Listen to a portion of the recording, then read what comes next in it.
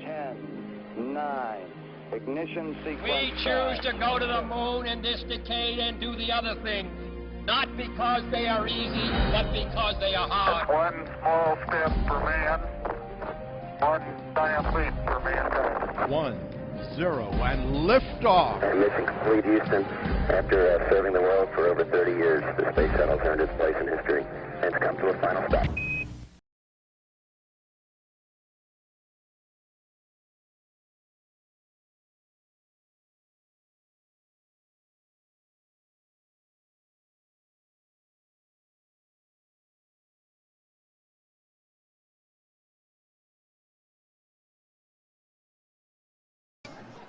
Noch 26. Okay. Seid ihr bereit? Is there anything? Hallo, könnten wir mal was zu trinken haben hier? Die möchte jetzt Komm, ich hol das ganz schnell. Star-Allüren raushängen lassen, aber in Sweden that would be different. There would be something to drink before the party starts. So, Digga, reicht das? Reicht das? Ja, das reicht. 9, 8, 7, 6, 5, 4, 3, 2, 1.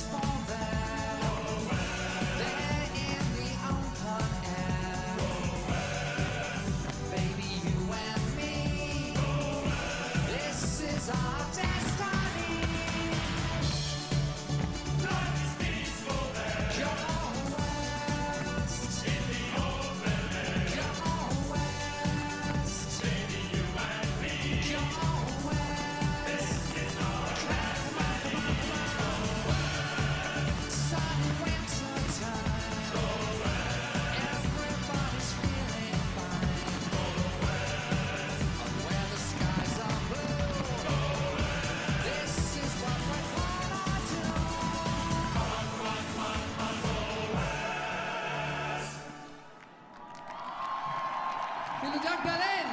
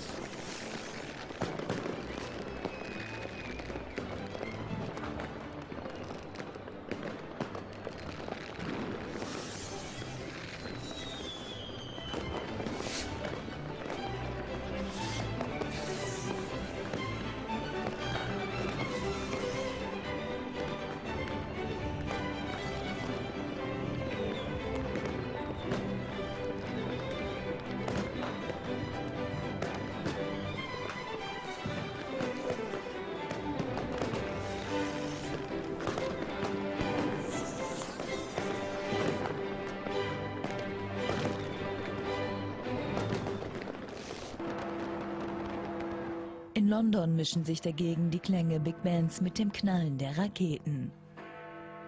Hunderttausende Menschen säumen in dieser Nacht die Straßen der britischen Hauptstadt. Ähnliches Bild in Paris, nur hier ohne Knall. Bereits seit mehreren Jahren gibt es in der Stadt der Liebe zu Silvester kein Feuerwerk mehr. Dafür glitzerte der Eiffelturm umso schöner. Es ist wirklich toll hier, trotz des Regens. Tausende Leute sind hier. Frohes neues Jahr auch in Hongkong. Bereits 7 Stunden vor uns knallten dort die Korken. Trotz kalter Temperaturen waren tausende Zuschauer ans Ufer des Victoria Harbour gekommen, um das 8-minütige Lichtermeer am Nachthimmel zu bestaunen. Auch in Moskau feierten die Menschen bei klirrender Kälte. Der guten Laune schadete sie in dieser Nacht aber nicht. Ich hoffe einfach, dass die Menschen um mich herum glücklich sein werden und Erfolg haben. Das Wichtigste ist, positiv zu denken, dann wird alles gut. Auch in Pjöngjang erstrahlte der Nachthimmel zum Jahreswechsel bunt und das war ziemlich ungewöhnlich. Denn mit dem Feuerwerk begaben sich die Nordkoreaner auf neue Pfade. Das hier soll das erste Neujahrsfeuerwerk des Landes gewesen sein. Als eines der ersten Länder war aber Australien ins neue Jahr gerutscht. Sängerin Kylie Minogue gab in Sydney den Startschuss für ein gigantisches Feuerwerk und eine Riesenparty. Die NATO-Truppen in Afghanistan mussten den Jahreswechsel ohne ihre Familien feiern. Spaß hatten sie aber anscheinend trotzdem. Mehr als 400 Soldaten trafen sich im NATO-Hauptquartier in Kabul und feierten zusammen ins neue Jahr. Aber selbst bei der ausgelassenen Party wurden die Waffen nicht abgelegt, wie man sieht.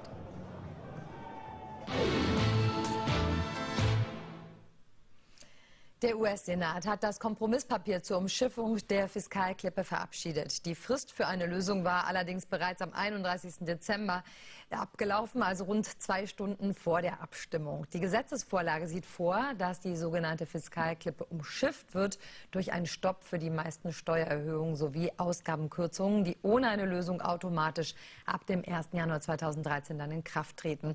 Das von den Republikanern beherrschte Repräsentantenhaus sollte erst im Laufe des Tages zusammentreten und muss dann die Vorlage ebenfalls absegnen.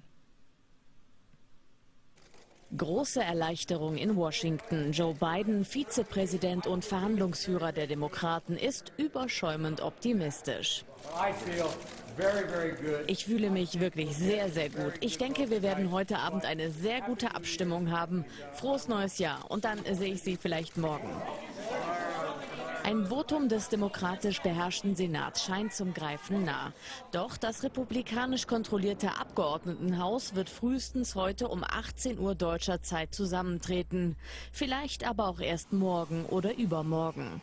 Das bedeutet, dass Präsident Obama ein Kompromissgesetz keinesfalls vor dem späten 1. Januar unterschreiben könnte. Die Republikaner im Repräsentantenhaus verweigern sich, in die USA stürzt über die Fiskalklippe, vorerst zumindest technisch.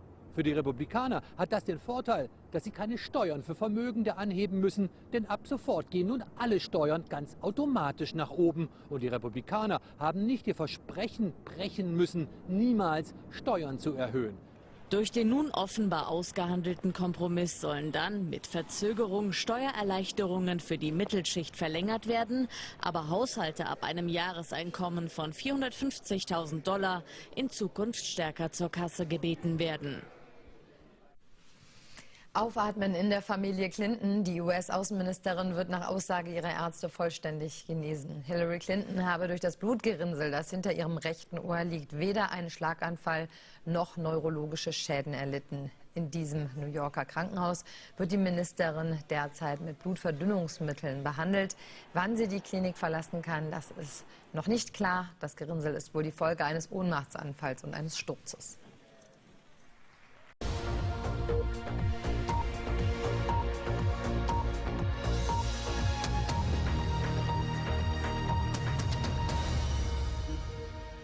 Well, it came too late even to qualify as an 11th-hour deal, but after haggling in horse trading until well after midnight, American politicians have finally just about averted the so-called fiscal cliff.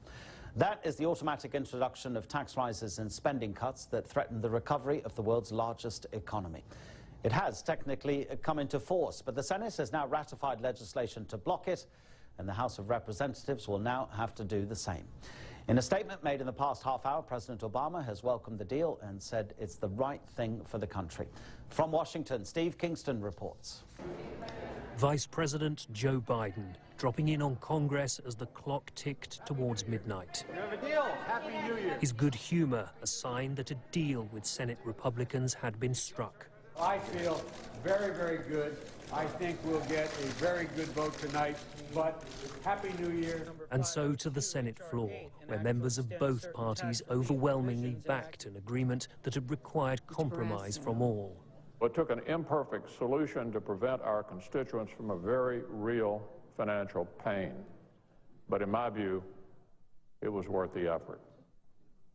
As I said, this shouldn't be the model for how we do things around here, but I think we can say we've done some good for the country. I've said all along that our most important priority was to protect middle-class families. This legislation does that.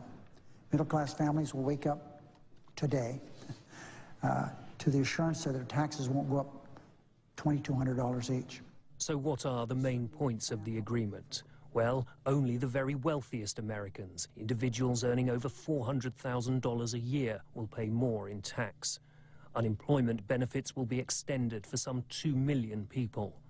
And automatic spending cuts of more than $100 billion for 2013 have been delayed for 2 months, pending further negotiations. Technically, America did slip over the fiscal cliff. That's because the House of Representatives has yet to approve the deal. Its members will reconvene later on New Year's Day. The brinkmanship has made it an anxious start to 2013 for millions of Americans. Shireen Mitchell has just had a baby. She runs her own business. So what she wants from Congress is certainty about her family's financial future. They're always making decisions that impact everyday people's lives, and they really don't understand what it feels like on the ground, like what it feels like for us on a day-to-day experience, what we have to go through every day, what we have to sacrifice for that, and while they're playing political games. Those keeping score will note that President Obama has won concessions from Republicans on tax, something he drew attention to at the White House yesterday, irritating his opponents. If the House of Representatives follows suit and backs this agreement, the worst effects of the fiscal cliff will have been averted. But this is not Washington's finest hour. The deal is limited, the scars are many, and there are even bigger fights over the deficit still to come. Steve Kingston, BBC News, Washington. And as the Senate was voting, Steve Kingston told me the pressure really is now on the House of Representatives, which will meet later. The Senate has approved this agreement, 89 votes in favour, 8 against, so an overwhelming show of support from members of both parties for the agreement that had been struck earlier between Vice President Biden on behalf of Democrats and the Republican leader in the Senate, Mitch McConnell. And as you say, it puts pressure now on the House of Representatives. The second hurdle that must be cleared for this to become law is that the House of Representatives, controlled by Republicans, must approve it. They are due to reconvene at 12 noon on New Year's Day. There is some debate about whether Republicans might oppose this measure or seek to amend it, send it back to the Senate. But time is short, and I think you're right to presume that the pressure on Republicans may ultimately force them to go along, or force enough of them to go along with this measure and see it passed. But it is only a compromise, Steve. The government cuts that are supposed to come into force, those decisions have been delayed. So what does that mean? What it means is that the $100 billion in deep spending cuts, which were in particular targeting the defense sector, those cuts were due to be rolled out over the course of 2013, starting now. That those cuts will be deferred for 2 months. In other words, they'll keep talking about the spending side, having reached agreement on the revenue, the tax side of things. And Republicans essentially feel that that allows them to live and fight another day. They think that they can argue very strongly over those spending cuts later, that their hand is stronger, in part because they'll also be talking about the issue of the debt ceiling, America's borrowing limit for the government, which they've hit at the moment, which must be renewed in the next 6 weeks or so. So those two things, the borrowing limit and the spending cuts, will come together. Republicans think that they're in a stronger negotiating position down the road. Which party has compromised most here, Steve? I mean, it's tough to say. I mean, on the face of it, Republicans have made a big concession by agreeing that some people, the richest Americans, will see their taxes go up. All the way through the election campaign that we just had, Republicans said, no one's taxes are going to go up. We have voted for tax increases for 20 years. They have actually conceded that the wealthiest Americans, defined as people earning $400,000 a year or more, will now see their taxes go up. So Barack Obama and the Democrats can claim victory on that score. However, there are some people on the progressive left of the political spectrum who actually feel that Barack Obama has given away too much, that $400,000 a year as a definition of somebody being rich is too high, that they should have set the bar lower. They should have said, as Barack Obama did during the campaign, anyone earning $200,000 or more should be paying a higher tax rate. So there's disgruntlement on both sides, at both ends of the spectrum. The key is whether there is enough momentum in the middle to just push this over the finishing line on New Year's Day. Steve Kingston with the very latest from Washington now. Demokraten und Republikaner haben sich nach wochenlangem Tauziehen auf einen Kompromiss verständigt. Dazu gehört, dass Ausgabenkürzungen für 2 Monate ausgesetzt werden, die sonst um Mitternacht automatisch in Kraft getreten wären. Zudem entfallen Steuererleichterungen für Großverdiener. Der Senat hat bereits Ja gesagt. In der 2. Kongresskammer, dem Repräsentantenhaus, haben Beratungen begonnen. Mit gemischten Gefühlen startet Amerika ins neue Jahr. Am Times Square in New York gab es um Schlag Mitternacht Konfettiregen und keine Spur von Krisenstimmung. Viele Amerikaner bleiben zuversichtlich, dass die Führung in Washington das Steuer- und Schuldenschlamassel schon noch irgendwie in den Griff bekommt.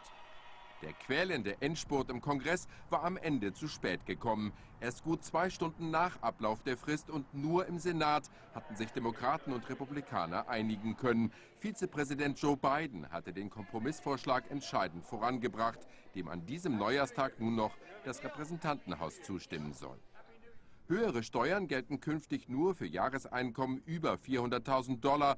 Die Hilfe für 2 Millionen Langzeitarbeitslose wird erstmal um 1 Jahr verlängert. Die Entscheidung über konkrete Ausgabenkürzungen dagegen vertagt. Eine Mini-Reform, kein großer Wurf, entsprechend ernüchtert die Reaktionen. Wir Republikaner wollten eigentlich für niemanden Steuern erhöhen, aber es war uns klar, wenn wir nichts tun, gehen die Steuern für alle rauf, und zwar ab heute. Das wollten wir verhindern. Ich bin enttäuscht, dass wir nicht in der Lage waren, die große Lösung hinzukriegen, aber wir haben es versucht. Und wenn wir nicht gehandelt hätten, wäre die Gefahr einer Rezession sehr real geworden. Und die Verhandlungen sind ja nicht zu Ende. Im Gegenteil, wir wissen alle, es gibt noch viel zu tun.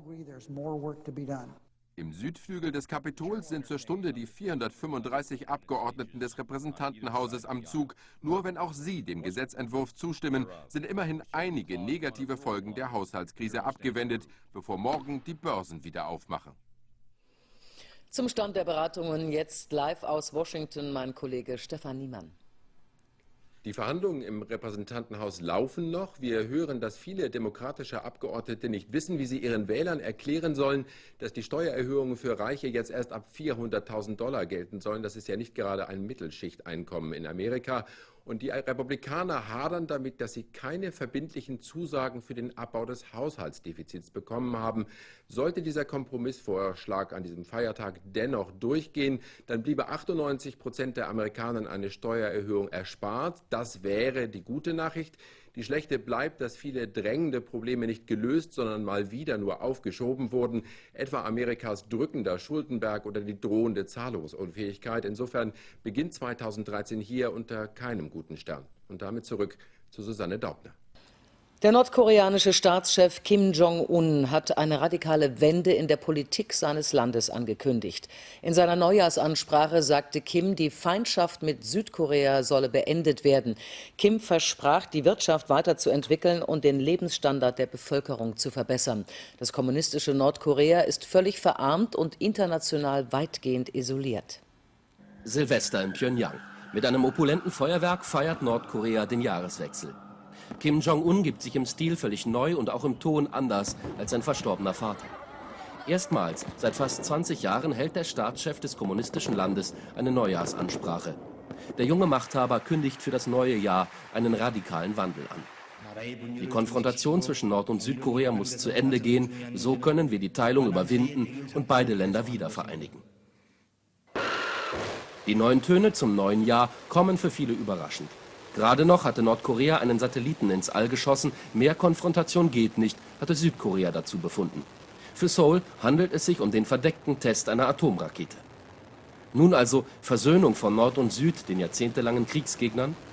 Die Chancen stehen besser denn je. Denn auch Südkorea hat gerade einen neuen Staatschef bekommen. Präsidentin Park will zukünftig wieder stärker auf den kommunistischen Norden zugehen, anders als die Vorgängerregierung.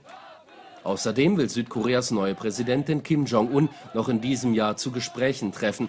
Der kündigte heute umfassende Reformen an in Industrie und Landwirtschaft. Wir wollen eine Wirtschaftsmacht werden, sagte Kim Jong-un. Das ist unser oberstes Ziel. Wohlstand in Nordkorea, ein besseres Leben für die verarmten Menschen, vor allem Frieden mit dem verfeindeten Süden. Machthaber Kim Jong-un hat seinem Volk Großes versprochen. Kein schlechter Ausblick für das neue Jahr. Papst Benedikt XVI. Hat traditionell die Mahnung zum Frieden in den Mittelpunkt seiner Neujahrspredigt gestellt. Vor dem Petersdom in Rom kamen Gläubige nach einem Friedensmarsch zusammen, um an die Konflikte in vielen Teilen der Welt zu erinnern, unter anderem an den Bürgerkrieg in Syrien. Selig, die Frieden stiften. Unter dieses Motto hat Papst Benedikt den Weltfriedenstag gestellt, den die katholische Kirche seit 1968 immer am 1. Januar begeht. Für den Frieden sei der Mensch geschaffen und doch gebe es so viel Unfrieden auf der Welt. Ursache hierfür seien neben Terrorismus und Kriminalität auch die stetig wachsende Kluft zwischen Arm und Reich sowie das ungezügelte Profitstreben der Finanzmärkte, kritisierte Benedikt XVI. In seiner Neujahrspredigt im Petersdom. Wachsende Ungleichheiten, eine egoistische und individualistische Mentalität verursachten Spannungen und bewaffnete Konflikte, erklärte der Papst. Nach dem Gottesdienst und dem Angelusgebet erteilte Benedikt den Neujahrssegen von seinem Arbeitszimmer im Apostolischen Palast aus.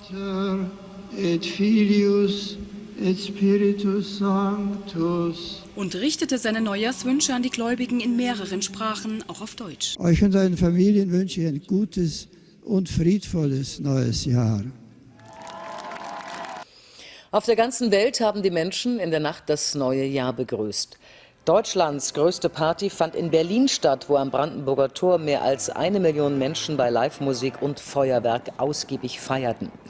Auch in London verzauberte ein riesiges Feuerwerk Hunderttausende Menschen an der Themse.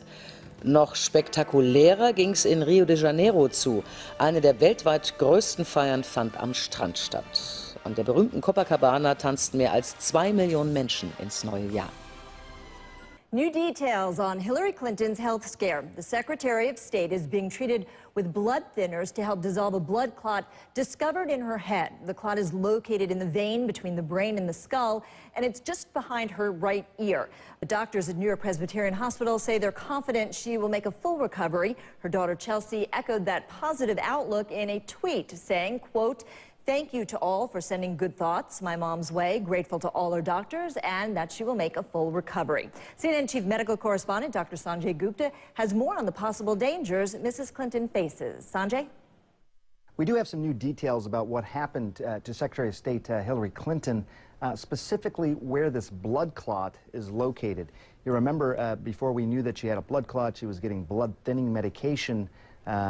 We could surmise from that the blood clot itself wasn't located on top of the brain, because if it was actually pushing on the brain, blood thinning medication would worsen that, make that pressure on the brain even worse. Let me show you here by way of model. First of all, this is on the right side of her head, but for this demonstration, I'm going to show you the left side of the head for this model. Here you have the brain. Again, if the blood clot was actually pushing the brain, you wouldn't give blood thinning medication, but rather in this case, the blood clot is located in one of the blood vessels inside the brain, a blood vessel that typically drains blood away from the brain. It's called the sinus here, and in her case, it's actually in this area over here, the transverse sinus, again, on the right side of her brain. This is a pretty rare condition. This is something that doesn't happen often, but it needs to be treated with blood-thinning medications to try and make that clot dissolve. Here's the concern. You have blood going to the brain. That blood also needs to leave the brain. If that blood is not leaving the brain, the pressure in the brain can start to build up, and that's what you don't want to happen. Most likely, you know, in the Secretary's case, they will need to get another scan at some point to actually show that the clot, this blood clot inside that blood vessel, has in fact gone away. Doctors, very, very important to point out, they have said, look, she has had no stroke from this, which is a potential complication. In fact, they say that she's had no neurological impact whatsoever. I've heard from sources that if you were to see her, you wouldn't know that this sort of problem was going on. But again, a rare occurrence, a cerebral venous clot, cerebral venous thrombosis it's called, being treated with blood thinners in the hospital right now. As we get more information, we'll certainly bring it to you. Back to you. All right, Dr. Sanjay Gupta, thanks so much. Well, it is something that we have not heard for almost 2 decades. North Korea's leader giving a New Year's Day speech to his people, what he told him, and his surprising message for South Korea. Straight ahead. Kim Jong-un has made a rare New Year's speech with an even more surprising message. He says it's time to end the conflict with South Korea once and for all, offering the olive branch while warning that confrontation only leads to war. He also spoke of the need to improve the country's economy and hailed the controversial rocket launch last month that put a satellite in orbit. 2013 will be another busy year for ESA. It'll start with the second launch of the new lightweight rocket Vega, carrying the Proba V satellite into orbit. The V stands for vegetation, and this new Proba satellite will provide a daily overview of vegetation growth and aims to guarantee continuity for the ESA vegetation dataset. Bearing a different designation from its predecessors, Proba V is an operational as well as experimental mission designed to serve an existing user community. And ESA continues to explore our own planet with the launch of the 4th Earth Explorer mission, Swarm. This constellation of 3 satellites will monitor Earth's magnetic field, which protects us from the Sun's deadly particles, and which seems to be going through unprecedented changes. Swarm will be launched on a rocket launcher from the Russian Cosmodrome at Plesetsk. Another ambitious Earth observation program is GMES, which stands for Global Monitoring for Environment and Security. In 2013, this program will take a major leap forward with the launch of the first of 5 Sentinel satellites. Sentinel-1 will be a polar orbiting satellite and a day and night radar imaging mission for land and ocean services.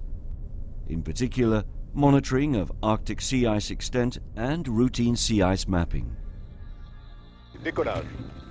For human spaceflight, April will see ESA launch Ariane 5, carrying the 4th ATV mission named Albert Einstein.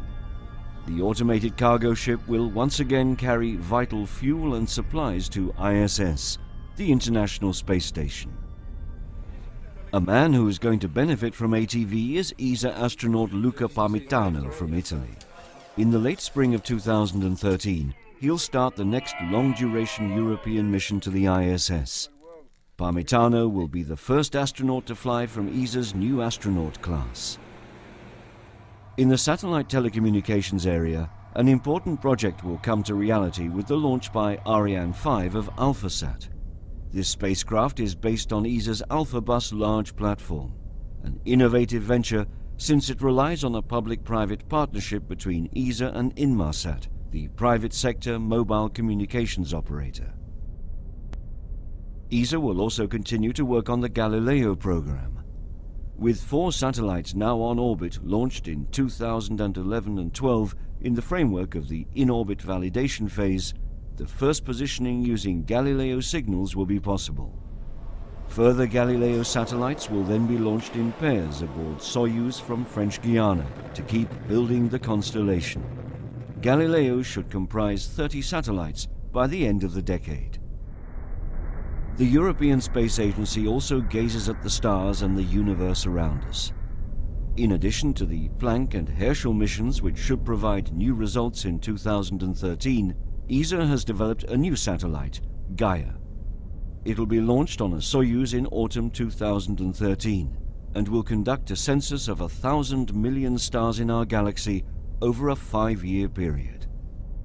It will chart their precise positions, distances, movements and changes in brightness to make the first ever 3D map of our galaxy. And so for the European Space Agency, 2013 will be another exciting year with innovative space missions and discoveries.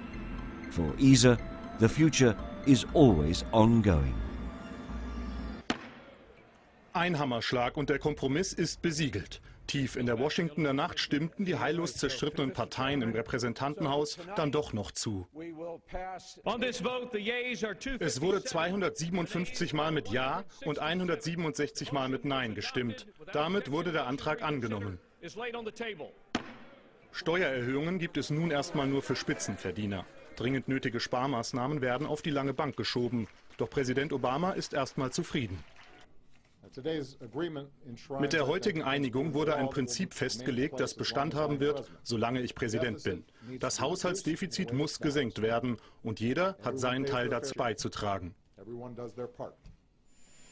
Kurz nach der Entscheidung fliegt Obama zurück in seinen Urlaub auf Hawaii.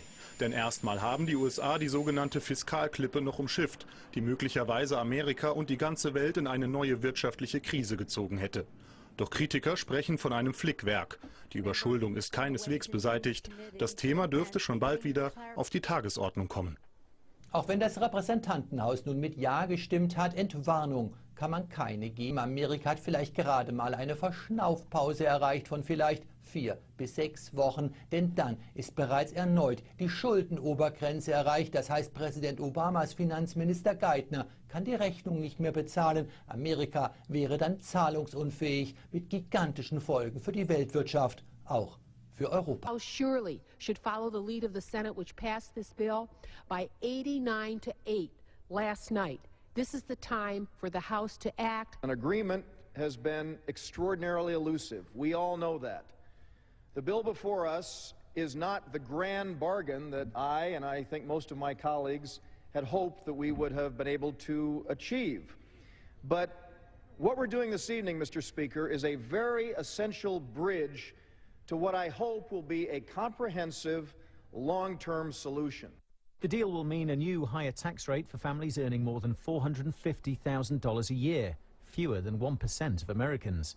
Unemployment benefits for 2 million Americans will be extended, and more than $100 billion worth of spending cuts will be delayed for 2 months. But America's economy isn't out of the woods yet. This deal is only a temporary fix. Unless Congress can agree on longer-term measures to restore the health of the country's finances, the US could slip back into recession and risk taking the rest of the world with it. James Kelly, BBC News. Der Haushaltsstreit in den USA ist vorerst entschärft. Nach dem Senat stimmte auch das Repräsentantenhaus für den Kompromiss, den Spitzenpolitiker von Demokraten und Republikanern ausgehandelt hatten. Unter anderem müssen Großverdiener jetzt höhere Steuern zahlen. Die Staatsverschuldung der USA bleibt allerdings weiter extrem hoch. Und massive Ausgabenkürzungen wurden nur um 2 Monate verschoben. Erst kurz vor Mitternacht konnte Amerika aufatmen. Die Mehrheit der Abgeordneten im Repräsentantenhaus hatte am Ende Ja gesagt und doch noch grünes Licht gegeben für die Einigung im Haushaltsstreit. Dies ist ein sehr, sehr starker Schritt in diesem neuen Jahr. Künftig müssen höhere Steuern auf Einkommen ab $400.000 gezahlt werden. Die Sozialabgaben steigen für alle Amerikaner von 4,2% auf den früheren Stand von 6,2%. Die Hilfe für 2 Millionen Langzeitarbeitslose wird verlängert. Der Dauerstreit im Kongress hatte zum Jahreswechsel viele US-Bürger und die Märkte verunsichert. Nach dem nächtlichen Kompromiss zeigte sich der Präsident nachdenklich. Die beschlossenen Maßnahmen zeigen, dass Auswege möglich sind, wenn wir uns nicht auf Parteipolitik, sondern das Wohl des Landes konzentrieren. Ich hoffe, dass es im neuen Jahr gelingt, Lösungen mit etwas weniger Drama zustande zu bringen und die Bürger nicht in Angst und Schrecken zu versetzen. Präsident Obama setzt nach den turbulenten Tagen nun seinen unterbrochenen Hawaii-Urlaub fort. Eine kurze Verschnaufpause vor den drängenden Problemen in seiner zweiten Amtszeit. Die meisten Amerikaner sind erleichtert, dass ihnen die befürchteten Steuererhöhungen erspart bleiben. Aber sie sind auch wütend auf den Kongress angesichts des hektischen Hickhacks zum Jahreswechsel. Und sie sind besorgt, dass der Streit gleich weitergeht. Denn die massiven Verschuldungsprobleme des Landes wurden hier in Washington mal wieder nur aufgeschoben. Vor der Küste Alaskas ist eine Bohrinsel des Ölkonzerns Shell auf Grund gelaufen. Bei stürmischem Wetter hatte sich die Plattform von einem Schlepper losgerissen, der sie zur Wartung bringen sollte. Bisher seien weder Schiffsdiesel noch anderes Öl ausgelaufen, teilte die lokale Umweltbehörde mit. Die Besatzung wurde per Hubschrauber in Sicherheit gebracht. This is Mission Control Houston. The crew of the International Space Station's Expedition 34 started the year 2013 with a focus on science operations, while taking time for holiday observances too, as they advance our understanding of how to live off of planet Earth. On Monday, Commander Kevin Ford started the day with several blood draws, which is a standard procedure to acquire samples for later study for several investigations that look at how life in microgravity affects the biological processes of the body. Ford also worked as a medical officer with flight engineer Chris Hadfield for periodic fitness evaluation, and then did his own daily exercises that are designed to maintain physical fitness and prevent bone and muscle atrophy. Ford spent the afternoon working on the capillary flow experiment, which is a physics research on how fluids behave in the absence of gravity. Flight engineers Yevgeny Tarelkin and Roman Romanenko worked Monday on the Saner experiment. That's a Russian investigation designed to help commercial fishermen find the most productive fishing grounds. They were joined by Flight Director Oleg Novitsky, spending much of the rest of the day Monday in maintenance on the Russian segment systems. Flight engineer Tom Marshburn powered up the ultrasound on Monday to do self-scans for the integrated cardiovascular experiment, which is quantifying the atrophy of the cardiac muscle and trying to identify the causes of that atrophy to develop countermeasures that will be needed for long-duration flights beyond Earth orbit. He then spent the afternoon doing maintenance on the waste hygiene compartment. All 6 crew members enjoyed a day off duty for New Year's Day. This morning, Commander Kevin Ford went to work in the Destiny Laboratory, setting up the Robonaut for continued evaluations that are designed to help develop new robotic capabilities for manipulating mechanisms. The hope is that that will lead to eventual assistance by the robot with the human crew members, with their tasks, and future interaction with the human crew members. Flight engineers Oleg Novitsky and Yevgeny Tarelkin spent the morning replacing panels inside the Zvezda module, just a routine maintenance task, and the afternoon on the BAR experiment. They are testing principles and methods of leak control for future construction. Flight engineer Roman Romanenko also did maintenance work today and had time set aside for crew orientation, along with Chris Hadfield and Tom Marshburn. Hadfield and Marshburn each worked with a cognitive assessment investigation that gathers data to find out how living in space impacts a person's perception of their environment. They also both each spent time on projects that are designed to help people on Earth connect with what's going on in space. Hadfield set up to record podcasts about life in space. Marshburn conducted interviews with 2 television stations in his native North Carolina. The Russian crew members are scheduled for a similar interview event on Thursday, while the Expedition 34 crew continues with regular station maintenance and daily exercise and continued Robonaut operations to kick off the new year. 3 Wochen nach dem Amoklauf in Newtown im US-Bundesstaat Connecticut hat für die überlebenden Kinder und Lehrer die Schule wieder begonnen. Die Jungen und Mädchen werden bis auf Weiteres in einem Gebäude der Nachbargemeinde unterrichtet. Der Amoklauf hatte im Dezember eine heftige Diskussion über schärfere Waffengesetze ausgelöst. Präsident Obama setzte eigens eine Taskforce ein. Aktuelle Zahlen des FBI zeigen nun, dass die Amerikaner im gleichen Monat offenbar deutlich mehr Waffen gekauft haben. Es dürfte der schwierigste erste Schultag sein, den die Sandy Hook Grundschule je erlebt hat. So normal wie möglich soll er sein, ein Stück Alltag nach dem Trauma. Doch wie soll Normalität einkehren, wenn im Bus Kinder fehlen, die Schule in ein eigens renoviertes Gebäude in der Nachbarstadt umziehen muss, draußen Polizei patrouilliert? Wir wollen ihnen nicht das Gefühl geben, in einem Polizeistaat zu leben, aber sie sollen sich sicher fühlen, Spaß mit ihren Freunden haben und nach vorne gucken können. Das Massaker von Newtown, es hat eine Debatte über die Waffengesetze entfacht. Es hat aber offenbar auch die Zahl der Waffenkäufe explodieren lassen. Allein im Dezember hat das FBI 2,8 Millionen Zulassungsanträge geprüft. Die muss jeder stellen, der eine Waffe kaufen will. 2012 habe alle Rekorde gebrochen, so das FBI. Viele Leute wollen jetzt halbautomatische Schnellfeuerwaffen kaufen. Aus Angst, die Regierung könnte den Verkauf genau solcher Waffen einschränken oder sogar verbieten. Bei uns sind sie ausverkauft.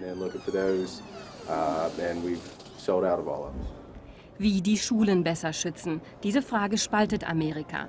Bewaffnete Polizisten an jeder Schule fordert die Waffenlobby. Ein Verbot der Schnellfeuerwaffen, die Waffengegner. Bis Ende Januar soll Obamas Taskforce einen Vorschlag erarbeiten. Doch ob der wirklich eine Gesetzesänderung bringt? Der Druck auf die Politik war jedenfalls selten so groß wie nach dem Amoklauf von Newtown. Vor der Küste Alaskas droht eine Umweltkatastrophe. Dort ist die Ölplattform Culloch mit mehr als 1,5 Million Liter Diesel an Bord auf Grund gelaufen. Jetzt wurden Experten auf der Plattform abgesetzt, die prüfen, wie die Culloch am besten geborgen werden kann. Die Bohrinsel des Shell-Ölkonzerns hatte sich bei Sturm von Schleppern losgerissen und war anschließend vor den Kodiak-Inseln havariert. Die gestrandete Ölplattform Culloch an der Küste Alaskas, eine schwimmende Zeitbombe in schwerer See. Ein Hubschrauber der US-Küstenwache konnte bei etwas günstigeren Wetterbedingungen inzwischen ein Expertenteam absetzen. Es soll erkunden, wie der stählerne Koloss geborgen werden kann.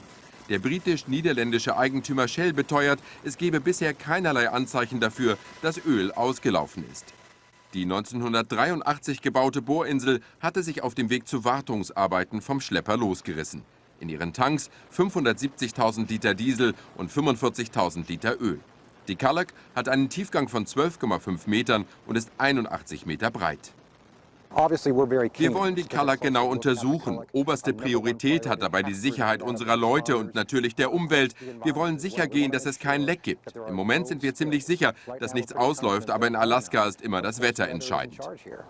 Ein Firmenvideo auf Shells Internetseite soll zeigen, dass der Ölkonzern vorbereitet ist auf Havarien im Golf von Alaska.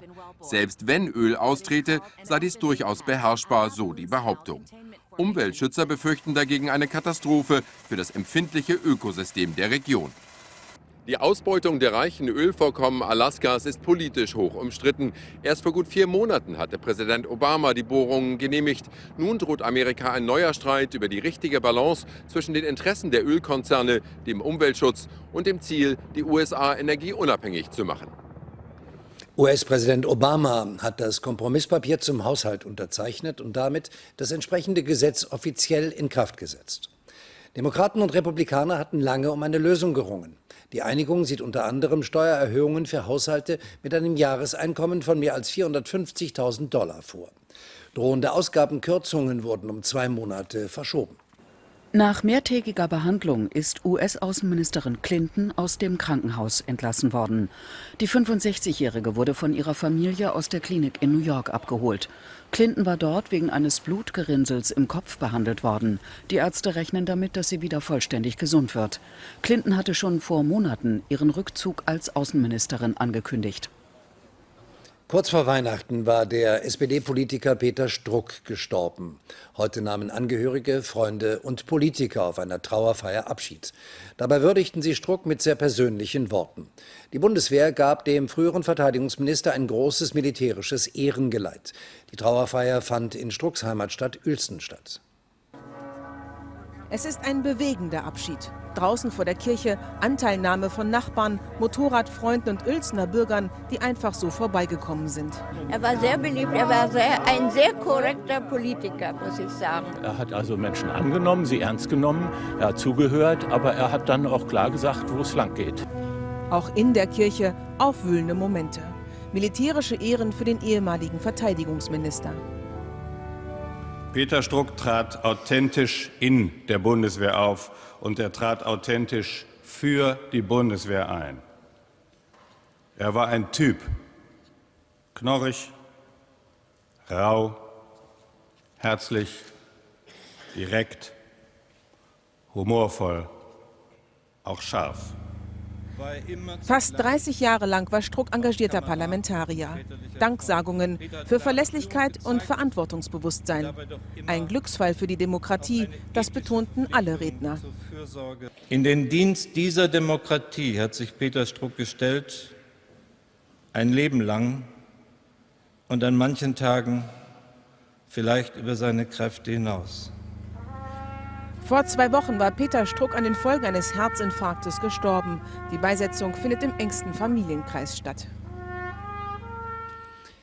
Der Fernsehmoderator und Rundfunksprecher Elmar Gunsch ist tot. Er starb in Frankfurt am Main im Alter von 81 Jahren.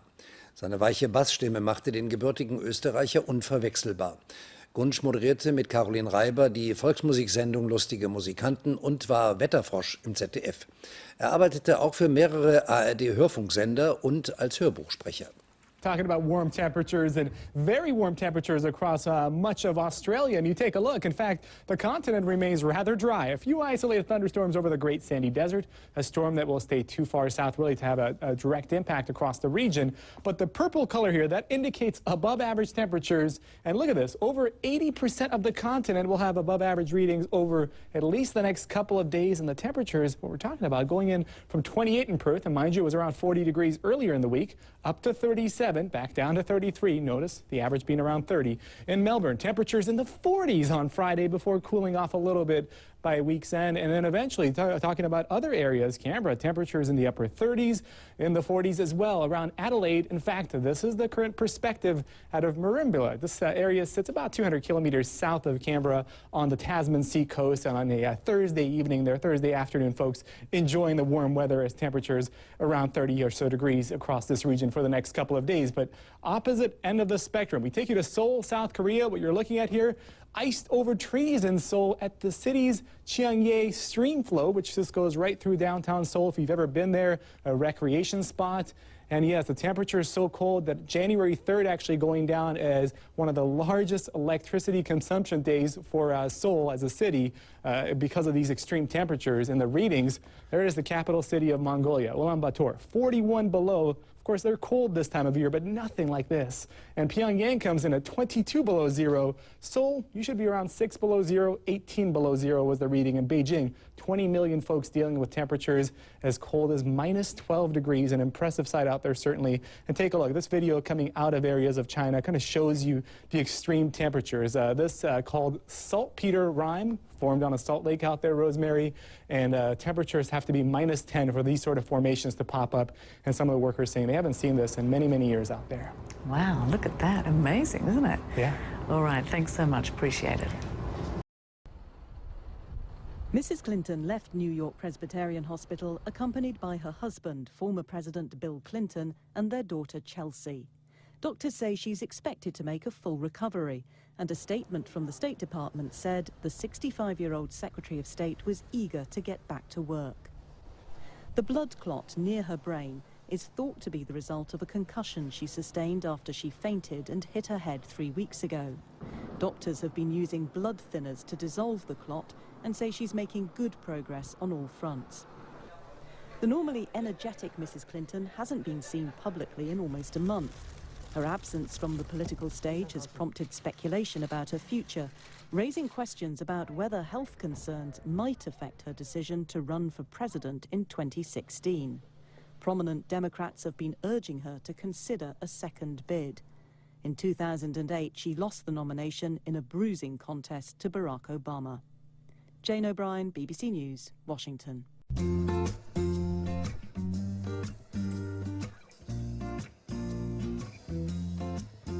It's your birthday, baby. You're looking fine. I hope you are as proud as I to call you mine. So take your red dress out and throw some makeup on, some matching high heels and that tiny little thong. Said it's your birthday, babe. Don't let me. Nun, meine Damen und Herren, jetzt ist es soweit. Herzlich willkommen zu der ersten Ausgabe der Aktuellen Stunde. Ganz locker wollten wir sein, damals vor 30 Jahren. Und doch, rückblickend betrachtet, war das alles ziemlich steif. Aber so war die Zeit eben.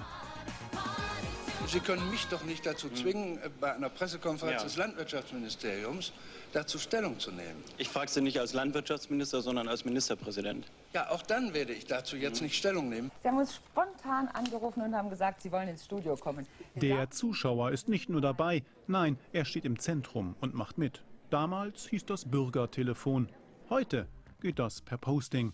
Eine gute Idee geht eben mit der Zeit genauso wie das Wetter, damals und heute. Ja, das ist mal wie elegant das heute geht wieder. Entschuldigung, Geht es hier nach Go? Ja, die Richtung. Schönen Dank, bitte. Hey, hallo, hallo, hallo. Ja, bitte. Das sind doch nur einige Kilometer. Das geht nicht. Ich bin mit dem Fahrrad. Lieber Sven Plöger, erwarten wir jetzt auch von dir ein Programm, das uns zum Seufzen bringt. Bitte schön. Asle, zum Seufzen bringen. Ja, dafür bin ich natürlich bekanntermaßen geeignet. Die Ereignisse bestimmen das Programm. Tausende wollen erleben, wie die Hochwasserschützer der Stadt Köln den Kampf gegen den Rhein verlieren. Dort unten am Rheinufer versuchen sie mit kleinen, schmalen Brettern dem Rhein Herr zu werden. Also ich kannte das bis jetzt noch nicht, dass das funktioniert. Ich wünsche Ihnen alles Gute.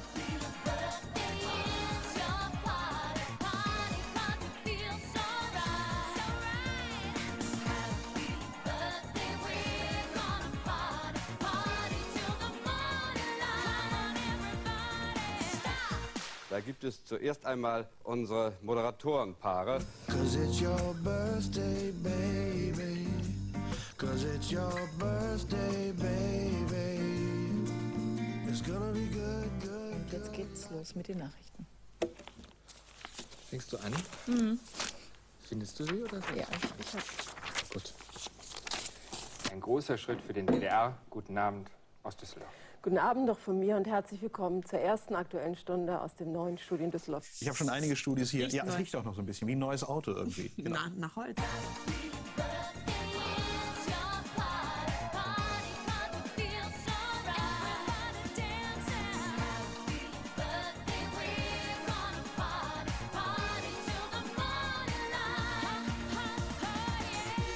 Schönen Abend, tschüss. Werden wir eigentlich fürs Schattenboxen bezahlt? Oder? Das war eine eindeutige Attacke von dir auf mich. Das war ja nach der Sendung, das zählt nicht. Also gut, ich finde auch, du solltest mal einen Schnäuzer tragen, wie die anderen Kollegen. So, Oh ja. 30 Jahre Aktuelle Stunde, das ist vor allem eine lange gemeinsame Geschichte, natürlich mit Ihnen, unseren Zuschauern. Und ganz viele haben sich heute dazu bei uns gemeldet. Da bei Twitter, Facebook und auf aktuellestunde.de haben Sie Ihre Kommentare geschrieben zu unserem 30. Geburtstag. Ja.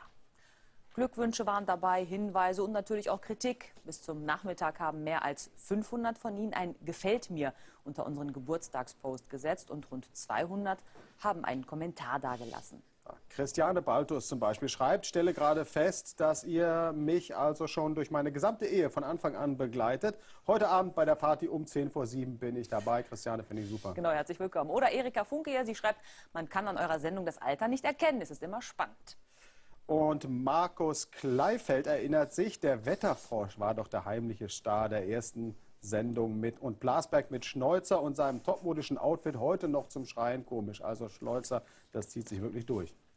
Das stimmt wohl so. Jede Menge Erinnerungen und Glückwünsche gab es da heute. Aber wie es sich für so ein erwachsenes Alter von 30 gehört, gab es auch Kritik. Und da klingelt vor allem die Klagen aus Ostwestfalen in unseren Ohren. Wirklich. Unsere Zuschauer dort, die wünschen sich mehr aus ihrer Region in der Aktuellen Stunde. Liebe Ostwestfalen, wir lieben euer Land und deshalb erstmal einen herzlichen Gruß zu Ihnen. Und Ihre Botschaft ist durchaus angekommen bei Ja, uns. und sie steht bereits auf unserem Aufgabenzettel. Auch für die kritischen Kommentare zum 30. Geburtstag der Aktuellen Stunde sagen wir ein ausdrückliches Dankeschön. Und wenn wir schon bei Kritik sind, wissen wir ja auch, dass bei uns nicht immer alles rund läuft.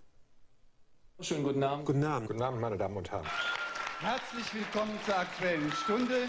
Die Trennschärfe zwischen gewöhnungsbedürftigen Auftritten und echten Pannen ist nicht immer so ganz leicht zu erkennen gewesen. Also so Gesichtsbehaarung kann aber auch schon eine schlimme Panne sein, oder? Mein Freund, der Schokoladenbaum. Neben optischen gibt es aber auch jede Menge akustische Aussetzer zu beklagen. Schäm! Wenn der Partner irgendwas macht und du stehst daneben und denkst so, oh Gott. Überhaupt das Hauptproblem scheinen nicht die Pannen zu sein, sondern der Versuch, die Wartezeit zu überbrücken. Film. Ab. Ja, dann Thomas.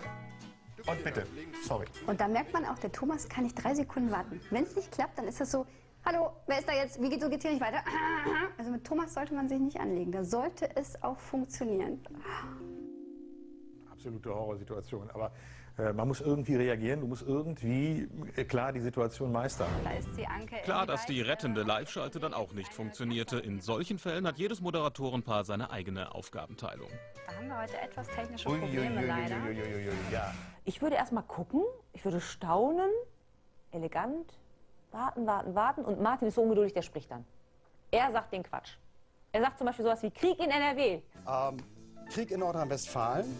Das war das Ende einer langen Panne. Zurück zum Anfang. Das Stück wollen wir im Moment noch nicht haben. Es liegt nämlich noch nicht vor. Dann frage ich, dann werden wir uns jetzt erstmal einer ganz schönen Sache widmen. Wahlen zu spüren. Egal, was Martin anmoderieren wollte, es war einfach nicht da. Und er sagt, wir machen jetzt noch ein ganz anderes Thema. Wir blättern ein bisschen hier in unseren Unterlagen, denn wir wollen mal in einen Atombunker gehen. Oh mein Gott. Das weiß ich noch ganz genau. Das war auch wieder so ein Ding, wo mehrere Sachen irgendwie nicht kamen. Und irgendwann, wenn dir gar nichts mehr einfällt, dann machst du das wie so ein Mensch, der lange allein gelebt hat. Du kommentierst einfach das, was du gerade machst. Wir blättern hier in unseren Unterlagen. Ich schaue jetzt mal in die Kamera. Ich höre mal, was die Regie sagt. Weil das passiert, wenn dir gar nichts mehr einfällt. Aber Asle ist sensationell. Die weiß gar nicht mehr, wo die Glocken hängen. Noch schlimmer als vollkommene Ratlosigkeit ist eigentlich nur noch ein Lachflash vor laufender Kamera. Peitsch mich, fessle mich, sperr mich ein, so oder ähnlich.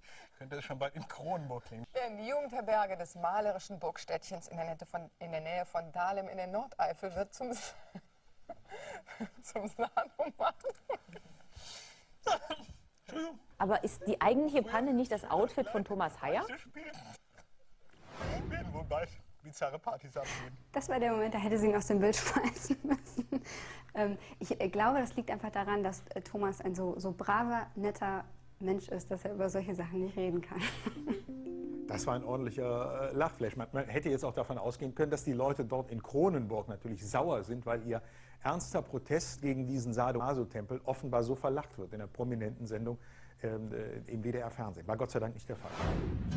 Denn egal, ob mal einer versehentlich durchs Bild läuft oder ob sich Katharin beim Adventskalenderspiel verklickt und alleine einfach nicht mehr weiter weiß. Pannen im Fernsehen sind halt immer was zum Lachen.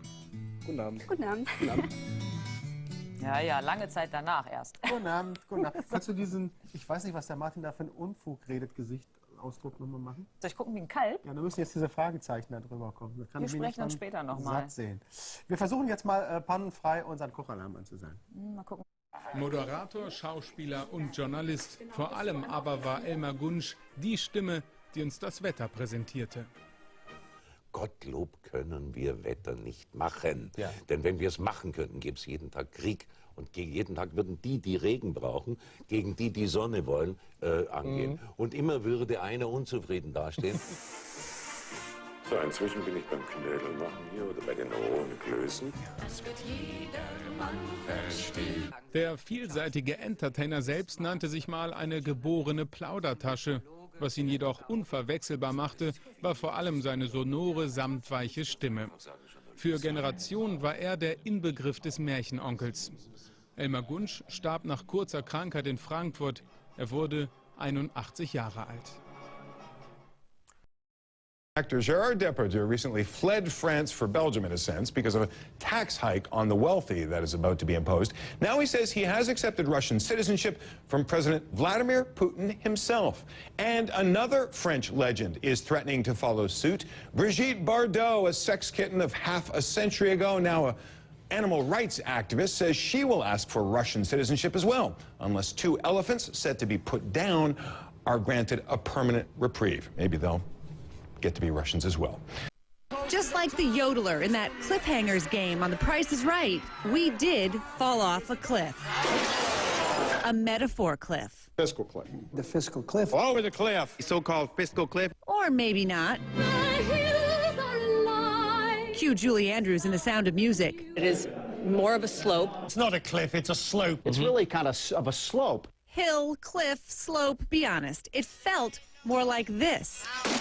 This place is starting to have the feel of the movie Groundhog's Day. This is pitiful. At least the movie made you laugh. This was more like The Hurt Locker. Congress set this time bomb. Now they're scrambling to defuse it. In the end, the cliff slope bomb, Groundhog Day, call it what you will, it became a bill and a new metaphor. Kick the can down the road. It's just kicking the can down the road. Kicking that can. Kicking the can. We are done with kicking this can down the road. We grabbed that can, and that can is called spending cuts. But hey, we're not blameless. That's congressional malpractice. Economic storm of our own making. We are in detox from our fiscal cliff addiction. But the masters reside in the halls of Congress. Like a bull in a china closet. They're like salespeople who tell their customer they can have the $30,000 car. We should look at those who have lit the candle. Like an airplane.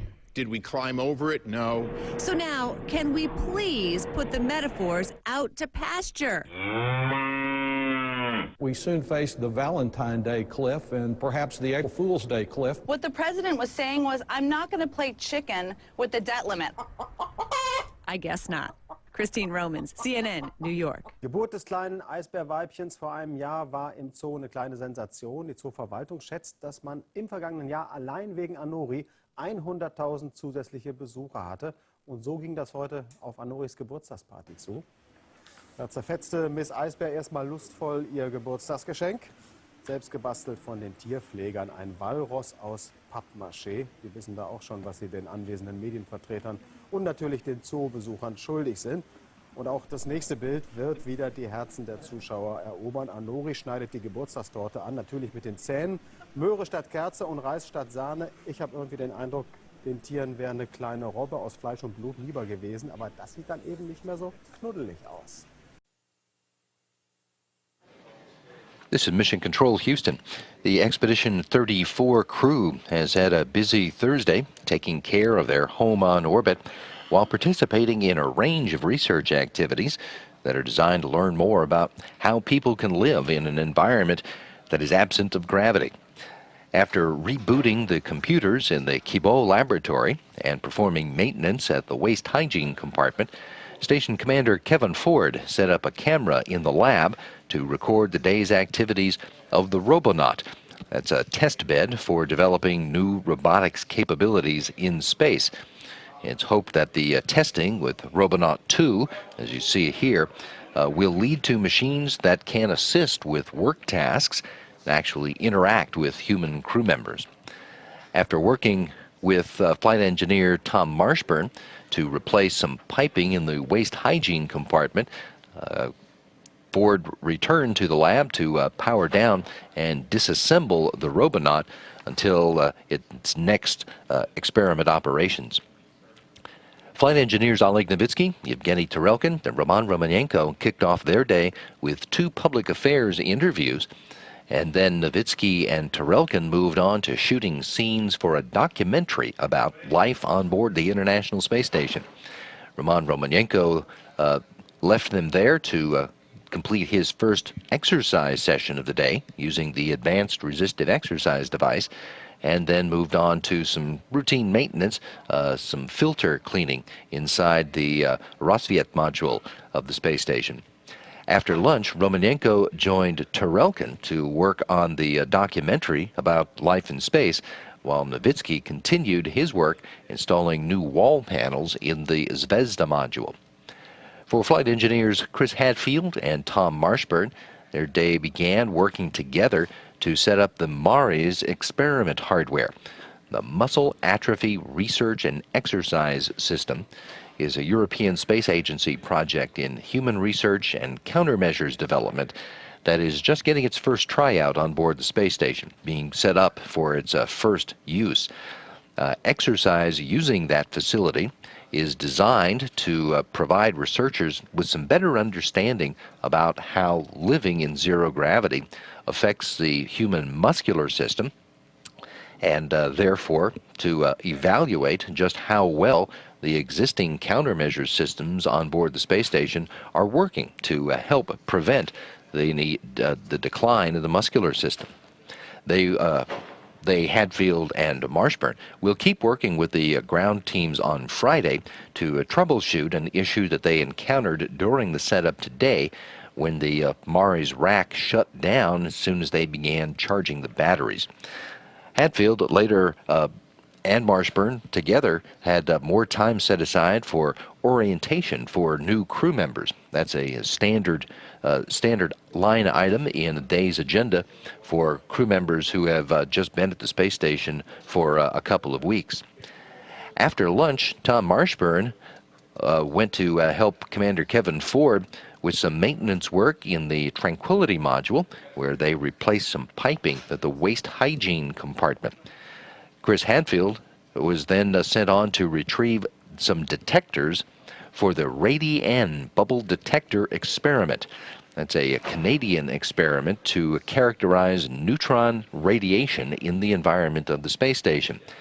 After that, he was to get started in the Destiny laboratory with a partial removal of the station's agricultural camera from the Windows Observational Research Facility. The agricultural camera, known as Isaac, that project is complete. The plans are that once Isaac is removed from the wharf, the window will be inspected next week, and then a new environmental research and visualization system will be installed in its place.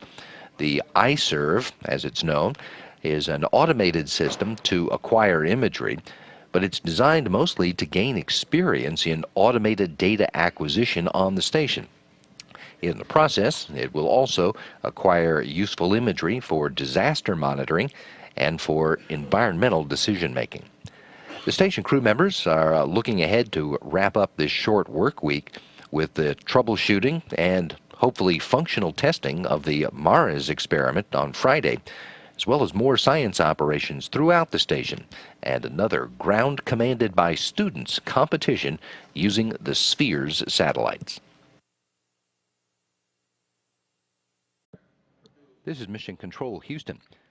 The year 2013 has kicked off on board the International Space Station with a range of science operations showing just a portion of the kinds of groundbreaking research that are being conducted in low Earth orbit to prepare human beings to explore deep space. Early this week, Monday, Commander Kevin Ford started his day with blood draws, which are a standard procedure to acquire samples for later study. They'll be used in several investigations looking at how life in a microgravity environment affects the biological processes. Ford also worked as the crew medical officer in conjunction with a periodic fitness evaluation for flight engineer Chris Hadfield. Ford did his own daily exercises, which are a standard daily requirement, twice daily requirement for all crew members, that is designed to maintain their physical fitness and prevent bone and muscle atrophy. He also spent the afternoon of his day working on the capillary flow experiment. That's one of the physics research projects, this one looking into how fluids behave in the absence of gravity. Flight engineers Yevgeny Tarelkin and Roman Romanenko worked on the Saner experiment in the Russian module. That's a Russian investigation that's designed to help commercial fishermen find the most productive fishing grounds.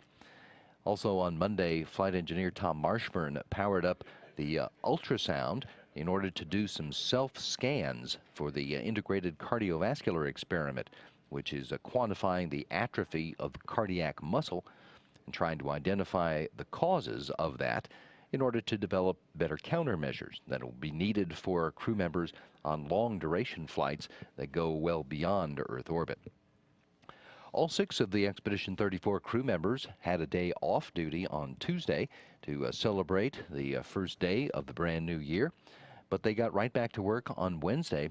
For Commander Kevin Ford, he went to work in the Destiny laboratory setting up the Robonaut 2, and the associated hardware for 2 days of continued evaluations that are designed to help develop new robotic capabilities for space for manipulating mechanisms.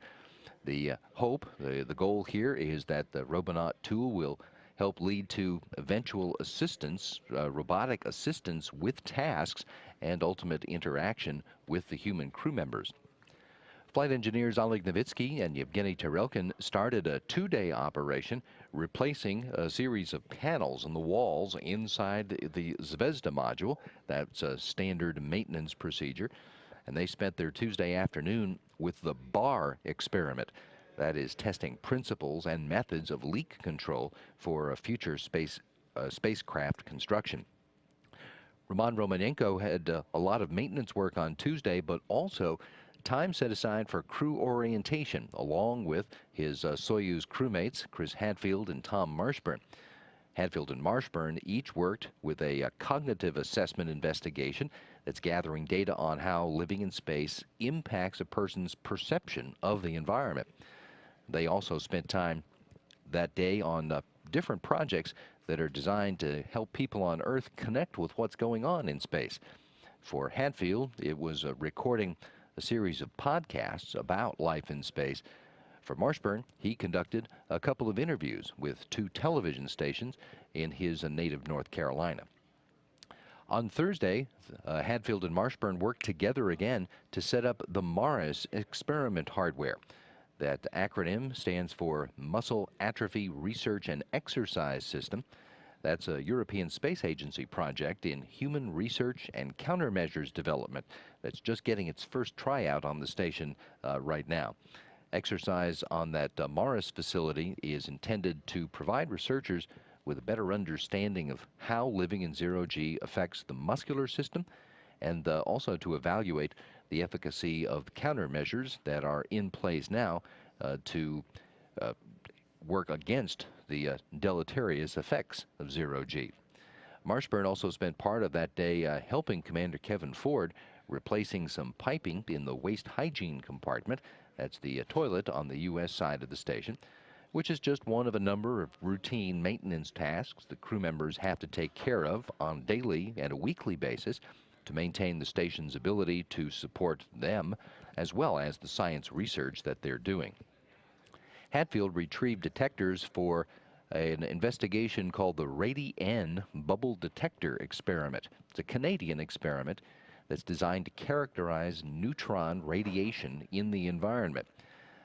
Hadfield also spent time on Thursday partially removing the station's agricultural camera from the Window Observational Research Facility in the Destiny Laboratory.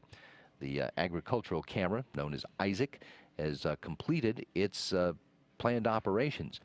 The expectation is that they'll have the crew members inspect that optical quality window next week, and then they'll install a new environmental research and visualization system in its place inside the wharf. The new hardware, the iServe, is an automated system to acquire imagery. It's designed to gain a lot of experience in automated data acquisition, but in the meantime, it will acquire useful imagery for disaster monitoring and environmental decision-making. Commander Kevin Ford started his Friday with some refresher training for his role as a crew medical officer and devoted most of the rest of his day, along with help from flight engineer Tom Marshburn, to the setup and execution of the Spheres Zero Robotics experiment. Spheres is an experiment using some experimental free-flying satellites that can be flown using programmed commands. There are teams of students from all around the world who have written algorithms to have the satellites perform specific tasks that are relevant to future space missions. The best of those entries get a chance to have their program executed by the Spheres satellites in a competition on board the space station that takes place on Friday of next week. Friday of this week, Marshburn spent the early part of his day on the integrated cardiovascular experiment, for which he wears some specialized hardware to monitor him while he performs other regular work. The integrated cardiovascular experiment is performed several times over the course of a 6-month mission in order to quantify the extent, the time course, and the clinical significance of the decrease in the size of the heart muscle, which is known to occur in persons who spend a long time in zero-G. Roman Romanenko monitored another round of the Russian plasma crystal experiment, which is looking into the behavior of plasma dust crystals and fluids in microgravity, and saw to some maintenance of the Soyuz vehicle he commands, while flight engineer Yevgeny Tarelkin completed a survey of the windows in the Russian segment of the space station, and Oleg Novitsky continued transfers of materials for disposal into one of the Progress cargo ships before joining Tarelkin for an afternoon working with the bar experiment. In the coming weekend, in the celebration of the Russian Orthodox Christmas on Monday, January 7th, has the expedition crew looking forward to a long weekend. After taking care of some weekly house cleaning and regular daily exercise sessions, the crew members will have time off duty as well as conferences with their families over the course of the 3 days, with an eye toward getting into the research agenda that awaits them over the remaining 10 weeks of Expedition 34. Early today, as we mentioned, Space Station Commander Kevin Ford was at work in the Destiny Laboratory. He powered up the Robonaut experiment and set up the cameras so it could record Robonaut's actions during ground-commanded activities. That's got started on board the station last year. This experiment is ongoing. Right now, Ford is disassembling Robonaut and preparing to stow it before its next work session. In order to learn more about this robot and its work on the station, I'm joined here in the flight control room this morning by Dr. Ron Diffler.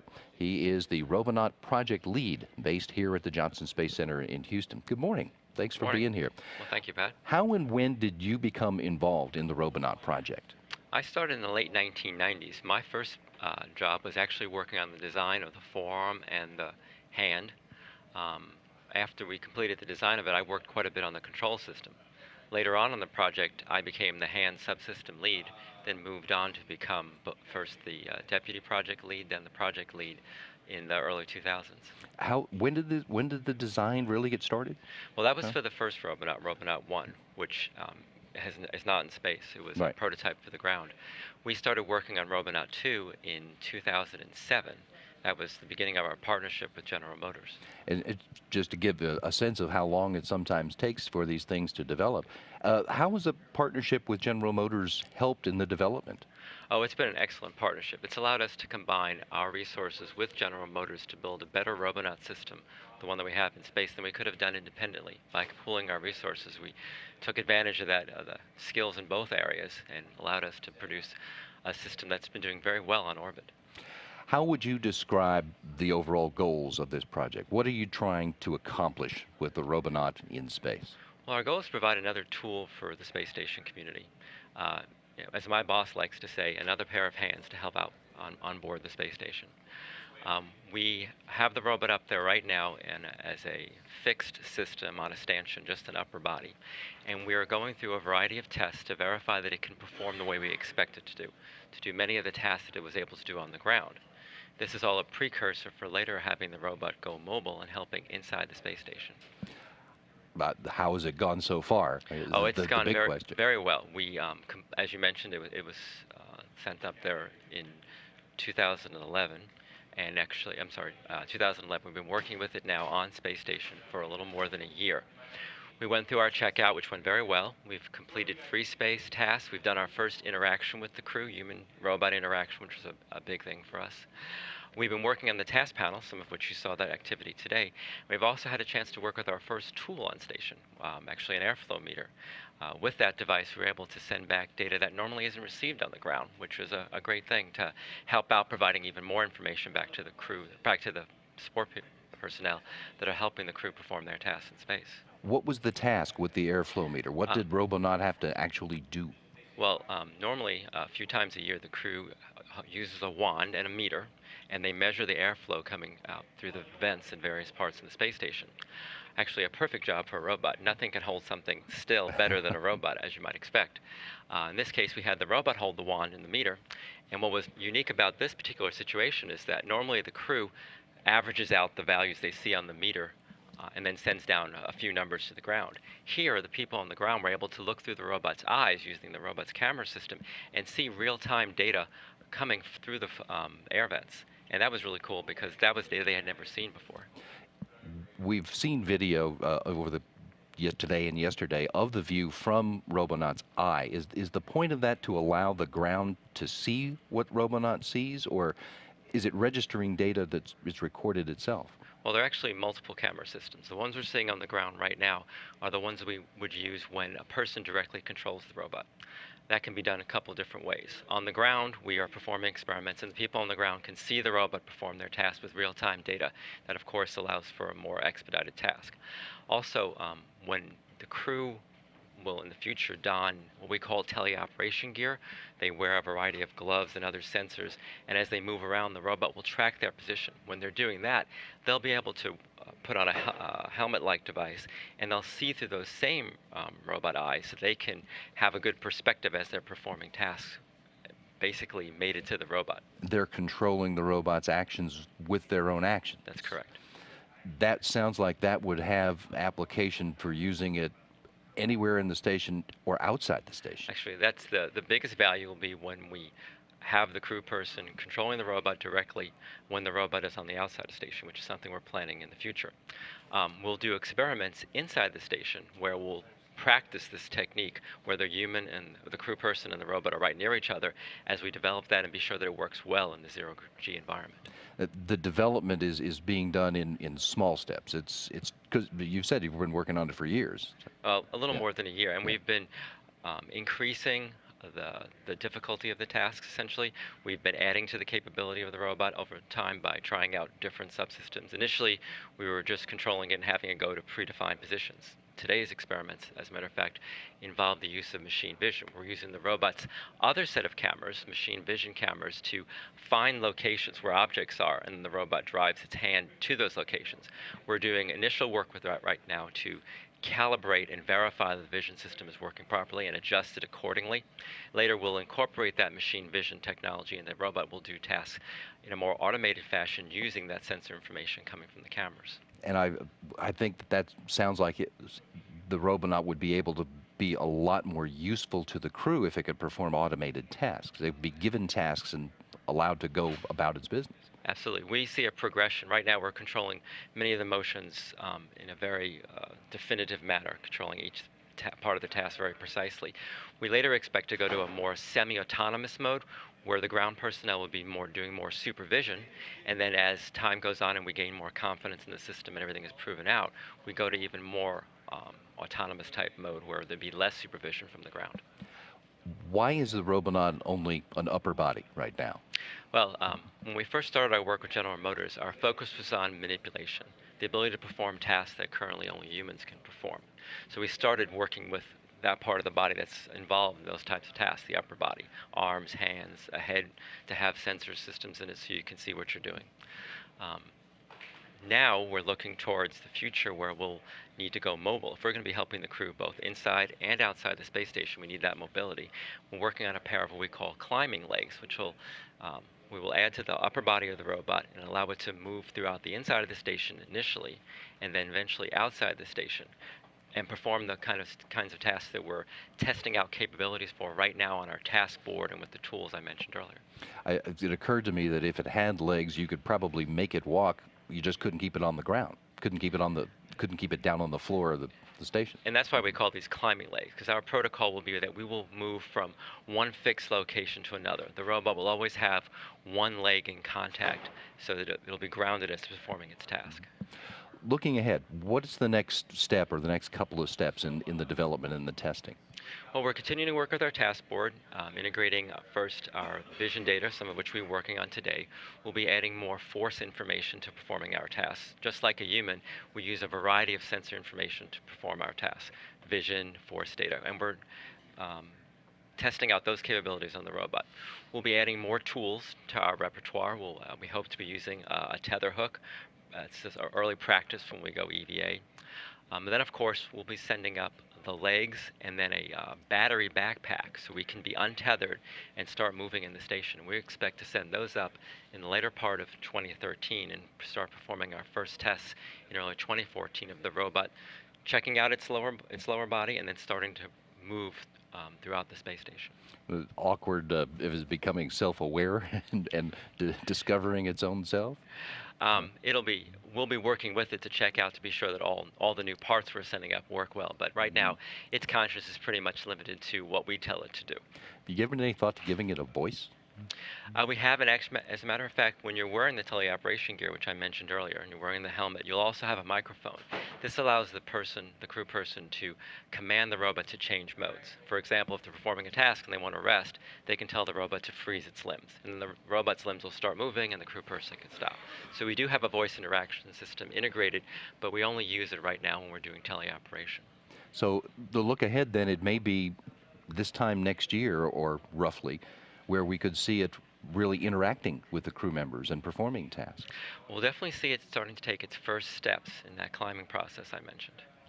Ron, it's fascinating and it's great to watch, and I really appreciate your helping get us up to speed on what's going on with it. Thank you very much. My pleasure. Dr. Ron Diffler is the Robonaut project lead based here at the Johnson Space Center in Houston. The core stage of NASA's Space Launch System, America's newest flagship rocket, has successfully completed a major technical review at the Marshall Space Flight Center. The preliminary design review ensured the SLS design met system requirements with an acceptable risk and fell within schedule and budget constraints. Also, the review proved that the core stage, which will be built at the Michoud Assembly Facility, would integrate safely with other elements of the rocket's main engines and solid rocket boosters, the Orion crew capsule, and launch facilities at the Kennedy Space Center. The first flight test of the SLS, propelling an uncrewed Orion spacecraft beyond the moon, is scheduled for 2017. Powering the upper stage of the SLS will be the J2X engine. Engineers at the Stennis Space Center have wrapped up their 13-test series of an important J2X component, its power pack assembly. Last year's hot fire tests saw the power pack assembly use millions of pounds of propellants during the 90 minutes of burn time. NASA engineers at Stennis will next focus on testing the fully integrated engine. NASA's newest tracking and data relay satellite, TETRAS-K, has been delivered to the Kennedy Space Center by an Air Force C-17. The satellite is set to be launched into geostationary orbit on January 29. TETRAS-K is the first of 3 next-generation satellites NASA's Space Communications and Navigation Program, or SCAN, is adding to its fleet to ensure its operational continuity. Each TETRAS satellite will have more spacecraft power to service more SCAN customers with different and evolving communication needs. With the passing of Jesko von Puttkamer on December 28th, NASA lost a family member of 50 years who contributed to one of the agency's greatest achievements. Von Puttkamer came from Germany to NASA in 1962, when, as a newly graduated engineer, he was invited by Wernher von Braun to join his fellow countrymen's Saturn V rocket team at the Marshall Space Flight Center and work on Apollo. We corresponded, and he always gave me good advice, what subject to concentrate on and so on. And so I asked him one day, well, I want to come to America, but since I'm a greenhorn, I probably should get some experience first, learn the ropes, and go to industry first. So I immediately got a telegram from him, and then a letter, don't go to industry, come to Huntsville, we are flying to the moon. Von Puttkamer transferred in 1974 to NASA headquarters in Washington, where he most recently worked with the International Space Station program. Among the numerous awards received by von Puttkamer was NASA's prestigious Exceptional Service Medal in 2004. Jesko von Puttkamer died after a brief illness at age 79.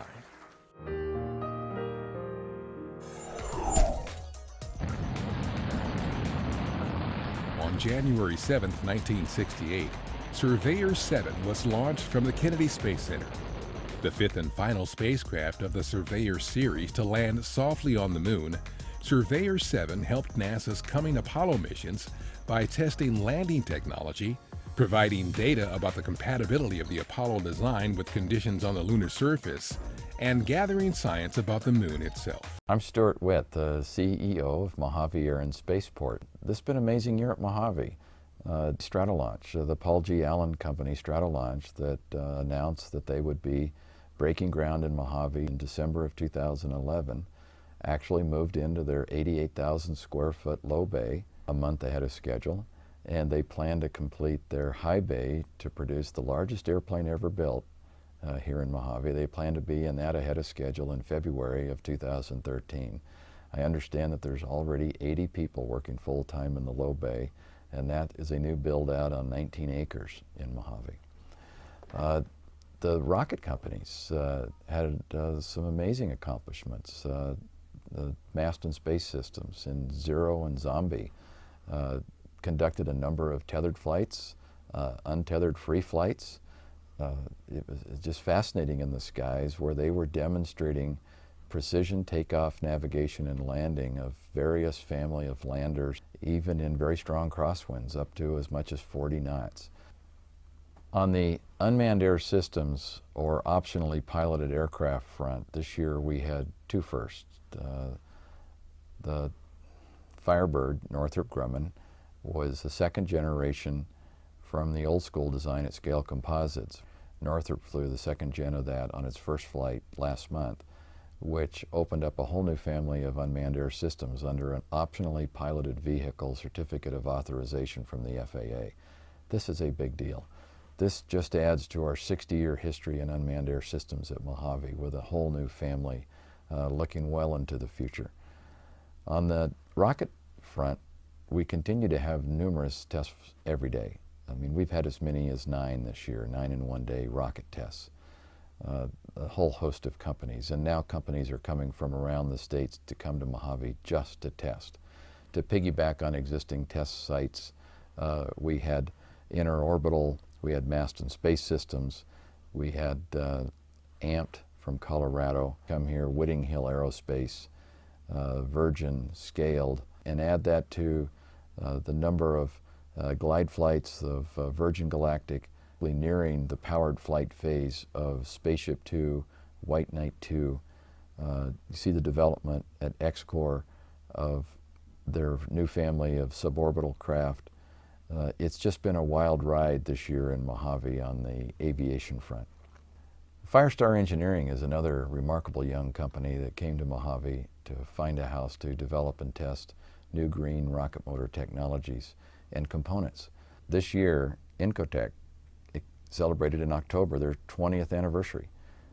And in the same month, they produced their 1,000th aircraft fastener. That's remarkable. A small company that came to town as a supplier to an emerging industry is now the leading supplier of fasteners for composite to metal structures in commercial airplanes. It's a classic outcome of what's possible when you create an environment for entrepreneurs.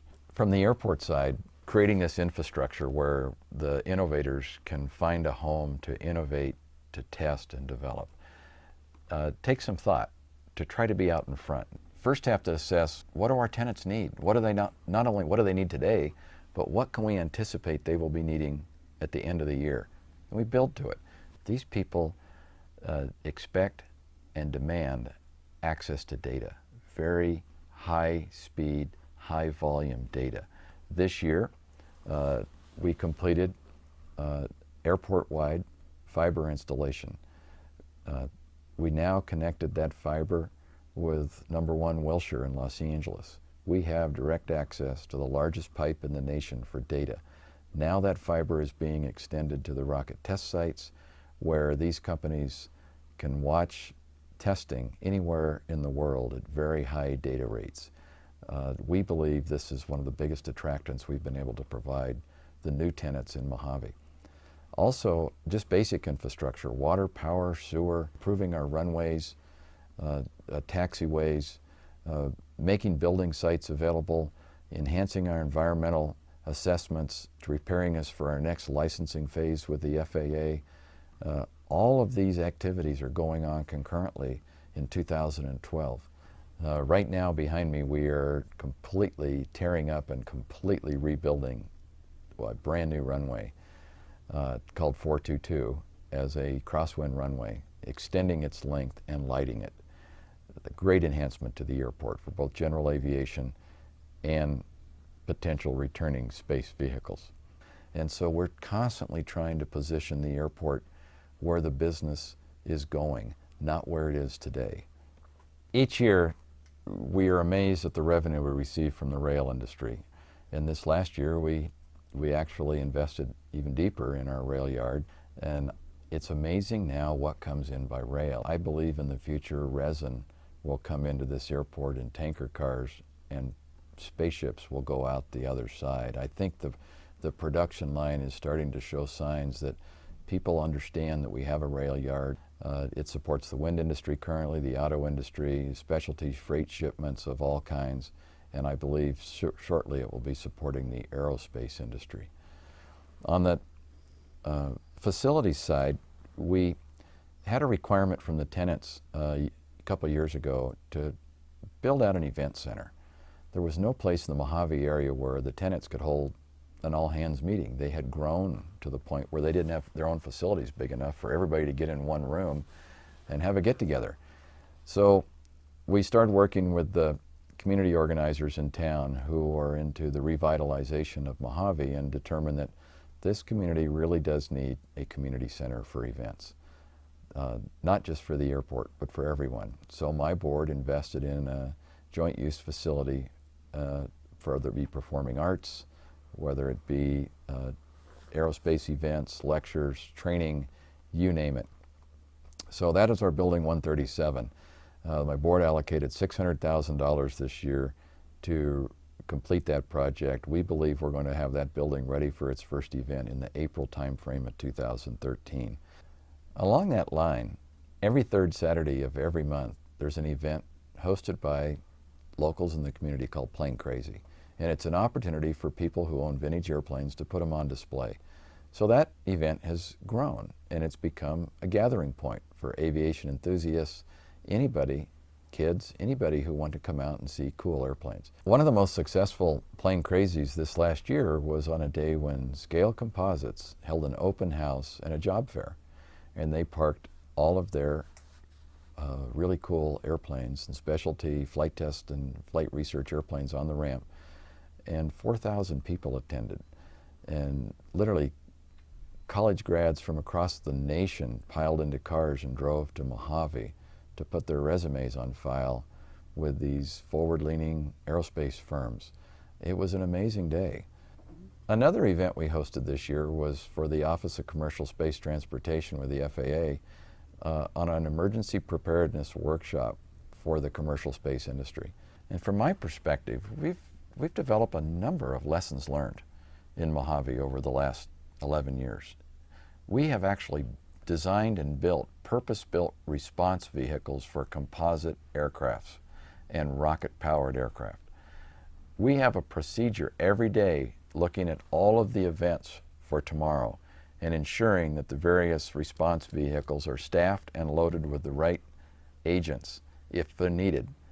So we put on a workshop of best practices and emergency response preparedness on how we handle explosives, how we handle hazardous materials, how we conduct air quality surveys, and how we give people permission to do very risky things. And I think it was very well received by everyone, the government and the industry. We actually added a new staff member this year, which exponentially broadened our reach into industry and academia through Karina Dries, an MIT Sloan Fellow and an aerospace professional, and making a remarkable difference in our ability to reach out to tomorrow's workforce.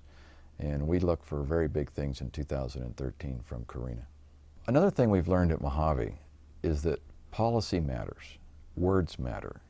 And when policymakers, whether it be Sacramento or other state capitals or at the federal level, say something, people listen. And it has a profound impact on the future. To that end, we sponsored Assembly Bill 2243, carried by now Senator Steve Knight, which made its way through both the lower and upper house in Sacramento, both judiciary committees, without a single no vote in California, in this economy, about aerospace. Something rather remarkable happened on September 21st over California, and it was a touching moment. The last flight of Endeavor coming down the runways at Mojave, and to look left and right at literally the thousands of people that drove here to just be a part of it. And something else happened that day. Governor Brown held a small press conference on the steps of the Capitol in Sacramento to to announce the signing of Assembly Bill 2243 as Endeavor flew over Sacramento. And millions of people came out of their doors and their offices that day to get a glimpse of Endeavor, a symbol of American ingenuity.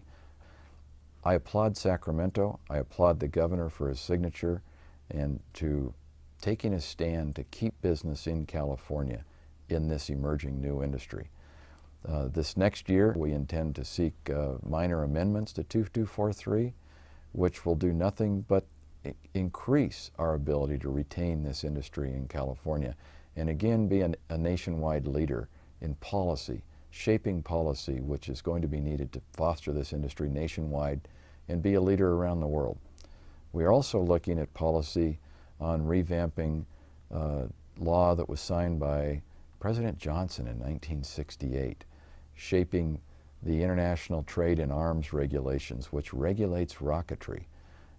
We believe the new commercial space industry are not designing weapons, but are designing vehicles to haul products and people to space. And they should not be regulated under the arms treaties, but under the Commerce Clause. And so we're seeking legislation at the federal level this year that will help the entire industry. A number of years ago, a very small group of us got together and founded what was then the Personal Spaceflight Federation. And several of us at the time believed that there would come a time in the very near future when we would need a standards-based organization and a consensus organization that would represent this industry. That industry has now grown. This year you saw SpaceX launch a privately built vehicle built in Los Angeles to the International Space Station 2 times and take cargo and return cargo back to Earth. That is something very new. That company, SpaceX, is one of the founding members of the CSF. This year it was a very high honor of mine to be elected as chairman of the Commercial Spaceflight Federation Board of Directors. I'm excited by the year 2013. I can see real events happening next year which will capture the imagination of tomorrow's workforce. And they will be occurring in a number of sites around the nation, but specifically here at Mojave. I have 3 tenants that fully expect to be in powered flight in rocketry. I have 2 tenants that expect to be in the optionally piloted vehicle arena this next year. Those are big deals. We have considerable interest for 2 different companies for new facilities on Taxiway B, and we are in design phase right now for those facilities, which I think at this time next year you'll be excited to hear about the accomplishments on Taxiway B. The biggest thing that we can do and we can focus on from my desk in 2013 is ensuring that we continue to give this industry permission to develop, to design, to test, to succeed or fail. But America and the world desperately needs Mojave.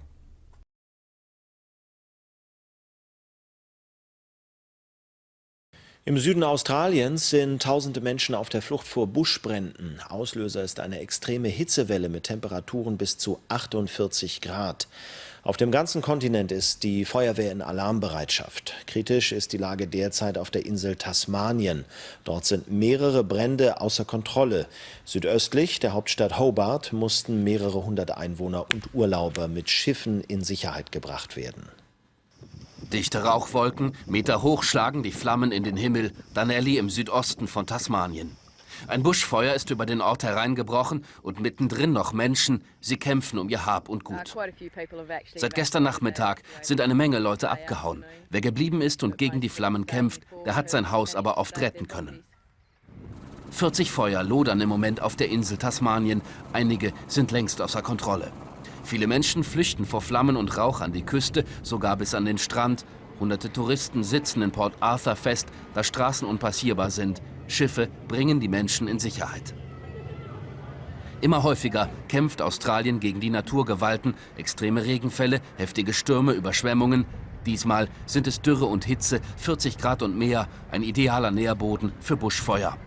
Heftige Winde fachen die Brände weiter an. Geschmolzenes Wellblech, Dunelly am späten Nachmittag. Die ersten Anwohner kehren zurück, Autos, Busse, nur noch Schrott, etwa 100 Häuser wurden ein Raub der Flammen, die Menschen verzweifelt. Meine beiden Neffen haben ihre Häuser verloren, die Mühle meines Bruders ist auch abgebrannt, da sind ein paar Millionen Dollar draufgegangen. Auch anderswo entlang der australischen Südostküste kämpfen Helfer gegen die Feuer. Viele fühlen sich erinnert an die verheerenden Brände vor 4 Jahren. 170 Menschen kamen damals ums Leben am sogenannten Schwarzen Samstag. Einer zweiten so großen Feuerkatastrophe ist Australien bis jetzt entgangen. Trotz internationaler Vermittlungsbemühungen ist in Syrien kein Ende des Blutvergießens in Sicht. In seiner ersten öffentlichen Rede seit Monaten stellte Präsident Assad zwar Reformen und einen nationalen Dialog in Aussicht. Er bekräftigte aber seinen Führungsanspruch und schloss Verhandlungen mit den Rebellen aus. Vertreter der Opposition lehnten den Vorstoß ab und forderten, Assad müsse abtreten. Die Anhänger Assads jubelten. Es ist die erste Rede des Präsidenten seit mehr als einem halben Jahr. Übertragen im syrischen Staatsfernsehen aus dem Opernhaus von Damaskus. Wer hoffte, Assad würde einlenken, der wurde enttäuscht. Statt auf die Oppositionellen einzugehen, beschimpfte er sie als Terroristen und rief zum Kampf auf. Die sogenannten Rebellen kommen zum Teil nicht aus Syrien, sondern aus dem Ausland. Sie sind nichts anderes als Al-Qaida-Terroristen. Wir werden sie mit allen Mitteln bekämpfen. In seiner Rede stellte Assad einen Friedensplan vor, unter anderem mit der Voraussetzung, die Rebellen sollen die Waffen abgeben. Das ist für die Oppositionellen untragbar, zumal sie nach eigener Aussage auf dem Vormarsch sind. Kämpfe in Daraa, südlich von Damaskus. Aus ihrer Sicht haben sie Assad in die Enge gedrängt. Das Regime wird schwächer und wird stürzen. Assad weiß, dass er festgenommen werden wird und nur wenn er sehr viel Glück hat, wird er nicht getötet werden wie Gaddafi. Wir stehen hinter dir, Bashar, rufen seine Anhänger nach der Rede. Aber international ist der syrische Präsident zunehmend isoliert. Die Bundeswehr hat damit begonnen, Patriot-Abwehrraketen in die Türkei zu verlegen. Zunächst wurde die Waffentechnik von Mecklenburg-Vorpommern zum Hafen in Travemünde gebracht. Von dort werden die Raketensysteme am Dienstag verschifft. Anfang Februar soll die Einheit mit etwa 170 Soldaten in der Türkei einsatzbereit sein. Die Bundeswehr wird dort mit Spezialisten aus den USA und den Niederlanden zusammenarbeiten, um den NATO-Partner Türkei vor Angriffen aus Syrien zu schützen. Wegen der instabilen Lage in Syrien will Israel eine neue, befestigte Grenzanlage auf den Golanhöhen bauen. Damit solle der jüdische Staat vor Terrorismus geschützt werden, begründete Ministerpräsident Netanyahu den Schritt. Ein ähnlicher Schutzzaun an der Grenze zu Ägypten steht bereits kurz vor der Fertigstellung. Die Sicherheitspolitik ist eines der zentralen Themen im Wahlkampf.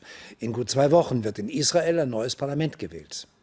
Jung, erfolgreich, national. Er ist der neue Star der israelischen Rechten. Naftali Bennett, 40 Jahre Multimillionär. Seine neue Partei Jüdisches Haus legt in allen Umfragen stark zu. Fast 20 Sitze könnte Bennett bei den Parlamentswahlen erreichen. Seine Anhänger, vor allem junge nationalreligiöse Israelis. Die sind heute Abend nach Tel Aviv gekommen. Er gibt uns Hoffnung, wir vertrauen ihm. Letztes Mal habe ich Netanyahu gewählt, nun wähle ich Bennett, ich glaube ihm. Bennett spricht Klartext, verkündet seine radikalen Ansichten. Mein Plan ist klar, es soll niemals einen palästinensischen Staat zwischen dem Mittelmeer und dem Jordan geben. Er sah sich schon als Sieger, nun muss er um die klare Mehrheit fürchten. Heute Abend appellierte Benjamin Netanyahu bei der Veranstaltung an seine Anhänger zur Wahl zu gehen und warnt vor einer linken Regierung. Der Premierminister kündigt an, vor allem um die jungen Wähler zu kämpfen. In 2 Wochen sind Wahlen. Noch hält der Aufwärtstrend für Bennett an. Doch jetzt wird im rechten Lager wohl mit noch härteren Bandagen gekämpft werden. Der politische Newcomer Naftali Bennett setzt Premierminister Netanyahu unter Druck. Der hat Neuwahlen frühzeitig ausgerufen, auch weil er mit einem deutlichen Wahlsieg rechnete. Laut Umfragen ist er davon aber weit entfernt. Die Opposition ist zersplittert, aber viele nationale und rechte Wähler wollen Bennett ihre Stimme geben. Der ägyptische Präsident Morsi hat den Einfluss der islamistischen Muslimbrüder in der Regierung gestärkt. Im Rahmen einer Kabinettsumbildung tauschte Morsi 10 Minister aus. Damit ziehen 3 weitere Vertreter der Muslimbrüder ins Kabinett ein. Vor einer besonders schweren Aufgabe steht der neue Finanzminister. Die Wirtschaft steckt tief in der Krise. Die Landeswährung hat deutlich an Wert verloren. Morgen sollen die Verhandlungen mit dem Internationalen Währungsfonds über Finanzhilfen fortgesetzt werden. Papst Benedikt XVI. Hat seinen langjährigen Privatsekretär Georg Genswein zum Bischof geweiht. Bei einer feierlichen Zeremonie im Petersdom erhielt der ständige Begleiter des Papstes den Rang eines Erzbischofs. Die Entscheidung wird als Vertrauensbeweis gewertet, nachdem der Vatikan im vergangenen Jahr durch die Weitergabe vertraulicher Dokumente erschüttert worden war. Neben Genswein erhielten 3 weitere Geistliche die Bischofsweihe. Am heutigen Dreikönigstag hat Bundespräsident Gauck im Schloss Bellevue die Sternsinger empfangen. Kinder aus dem Bistum Mainz überbrachten ihm den traditionellen Segen. Bundesweit sind rund um den Jahreswechsel etwa 500.000 Sternsinger unterwegs. Sie gehen von Haus zu Haus und sammeln Spenden. Das jährliche Sternsingen gilt als weltweit größte Solidaritätsaktion von Kindern für Kinder. Heute Abend ging es im wichtigsten Gotteshaus des Landes dagegen etwas ruhiger zu. Nicht nur, weil die orthodoxe Kirche in Russland den Präsidenten lieber beweihräuchert, sondern auch, weil das in ihrem Kalender heute Abend die Stille, die heilige Nacht ist. Weihnachtsgrüße aus Moskau von Ina Ruck. Heiligabend in Moskau. In dieser Nacht finden überall in Russlands orthodoxen Kirchen die Weihnachtsmessen statt. Denn die russische Kirche begeht ihre Feiertage nach dem alten julianischen Kalender, 2 Wochen später als die westliche Welt. Erst seit dem Ende der Sowjetunion wird Weihnachten in Russland wieder offiziell gefeiert. Nach jahrzehntelanger Unterdrückung ist die Kirche wieder frei. Den zentralen Gottesdienst in der Moskauer Christus-Erlöser-Kathedrale überträgt das Staatsfernsehen live, gleich auf mehreren Kanälen. Patriarch Kirill, das Oberhaupt der russisch-orthodoxen Kirche, zelebriert die Messe vor 5000 Gläubigen. Auch Ministerpräsident Medwedew mit seiner Frau ist da. Im neuen Russland sind Kirche und Macht eng miteinander verbunden. Der Patriarch hat die Politik Putins gar mit einem Gotteswunder verglichen. Präsident Putin übrigens fehlte heute in der Kathedrale. Doch als das Fernsehen mitten während der Messe plötzlich in ein kleines Kloster umschaltete, erfuhren die überraschten Russen, dass ihr Staatschef die Weihnachtsmesse in einem Frauenkloster bei Sotschi begeht. Ganz in der Nähe hat Putin eine seiner Residenzen. Dort verbringt er die Feiertage und dort bekam er gestern Besuch. Der Gast holte sich sein Weihnachtsgeschenk ab. Seit gestern Abend hat Gérard Depardieu, Frankreichs berühmtester Steuerdissident, einen russischen Pass. Sein Freund Putin hat ihn besorgt und zur Feier des Tages wurde gestern getafelt und erzählt. Heute zeigte der neue Russe seinen neuen Pass, wo er nur konnte. Die lange orthodoxe Christmesse wollte er dann doch nicht mitmachen. Noch am Abend flog er nach Zürich. Er habe dort Termine, hieß es. Seinen neuen Landsleuten wünschte er dennoch fröhliche Weihnachten. Sie hatten es extra großzügig angesetzt, um diesmal auch wirklich abheben zu können. Doch wie unsere Reporter in Berlin am Abend erfahren haben, auch der 27. Oktober 2013 ist nicht als Eröffnungstermin für den neuen Großflughafen Berlin-Brandenburg zu halten. Christine, Joachim in Berlin, was ist da genau passiert? Ja, wir haben tatsächlich aus Aufsichtsratskreisen der Berliner Flughafengesellschaft erfahren, dass der 27. Oktober 2013 nicht der Eröffnungstermin sein wird. Grund ist wohl die Entrauchungsanlage, wie schon beim letzten Mal. Da war sie ja auch ausschlaggebend dafür, dass nicht eröffnet wurde, dass wieder verschoben wurde. Und auch diesmal ist es so, sie wurde seit Anfang Dezember regulär, also permanent getestet. Und das ergeben hat dieser Test, dass wohl noch massive Umbaumaßnahmen notwendig sind, damit die wirklich funktioniert. Und diese massiven Umbaumaßnahmen führen zum einen dazu, dass sich die Kosten noch mal drastisch erhöhen. Also bisher ist man von 4,5 Milliarden ausgegangen. Das wird jetzt sich wahrscheinlich auf weit über 5 Milliarden bewegen da in die Richtung. Und der Termin ist eben nicht mehr zu halten. Also 2014, einige Sachverständige reden sogar von 2015. Wer da im Aufsichtsrat wann was genau gewusst hat, das können wir noch nicht sagen. Allerdings haben die Berliner Grünen im Abgeordnetenhaus ein Misstrauensvotum gegen Klaus Wowereit angekündigt heute Abend. Es sieht also so aus, als ob sich der Druck auf den regierenden Bürgermeister von Berlin noch weit verschärfen wird. Christine, Joachim, vielen Dank für diese Informationen aus Berlin.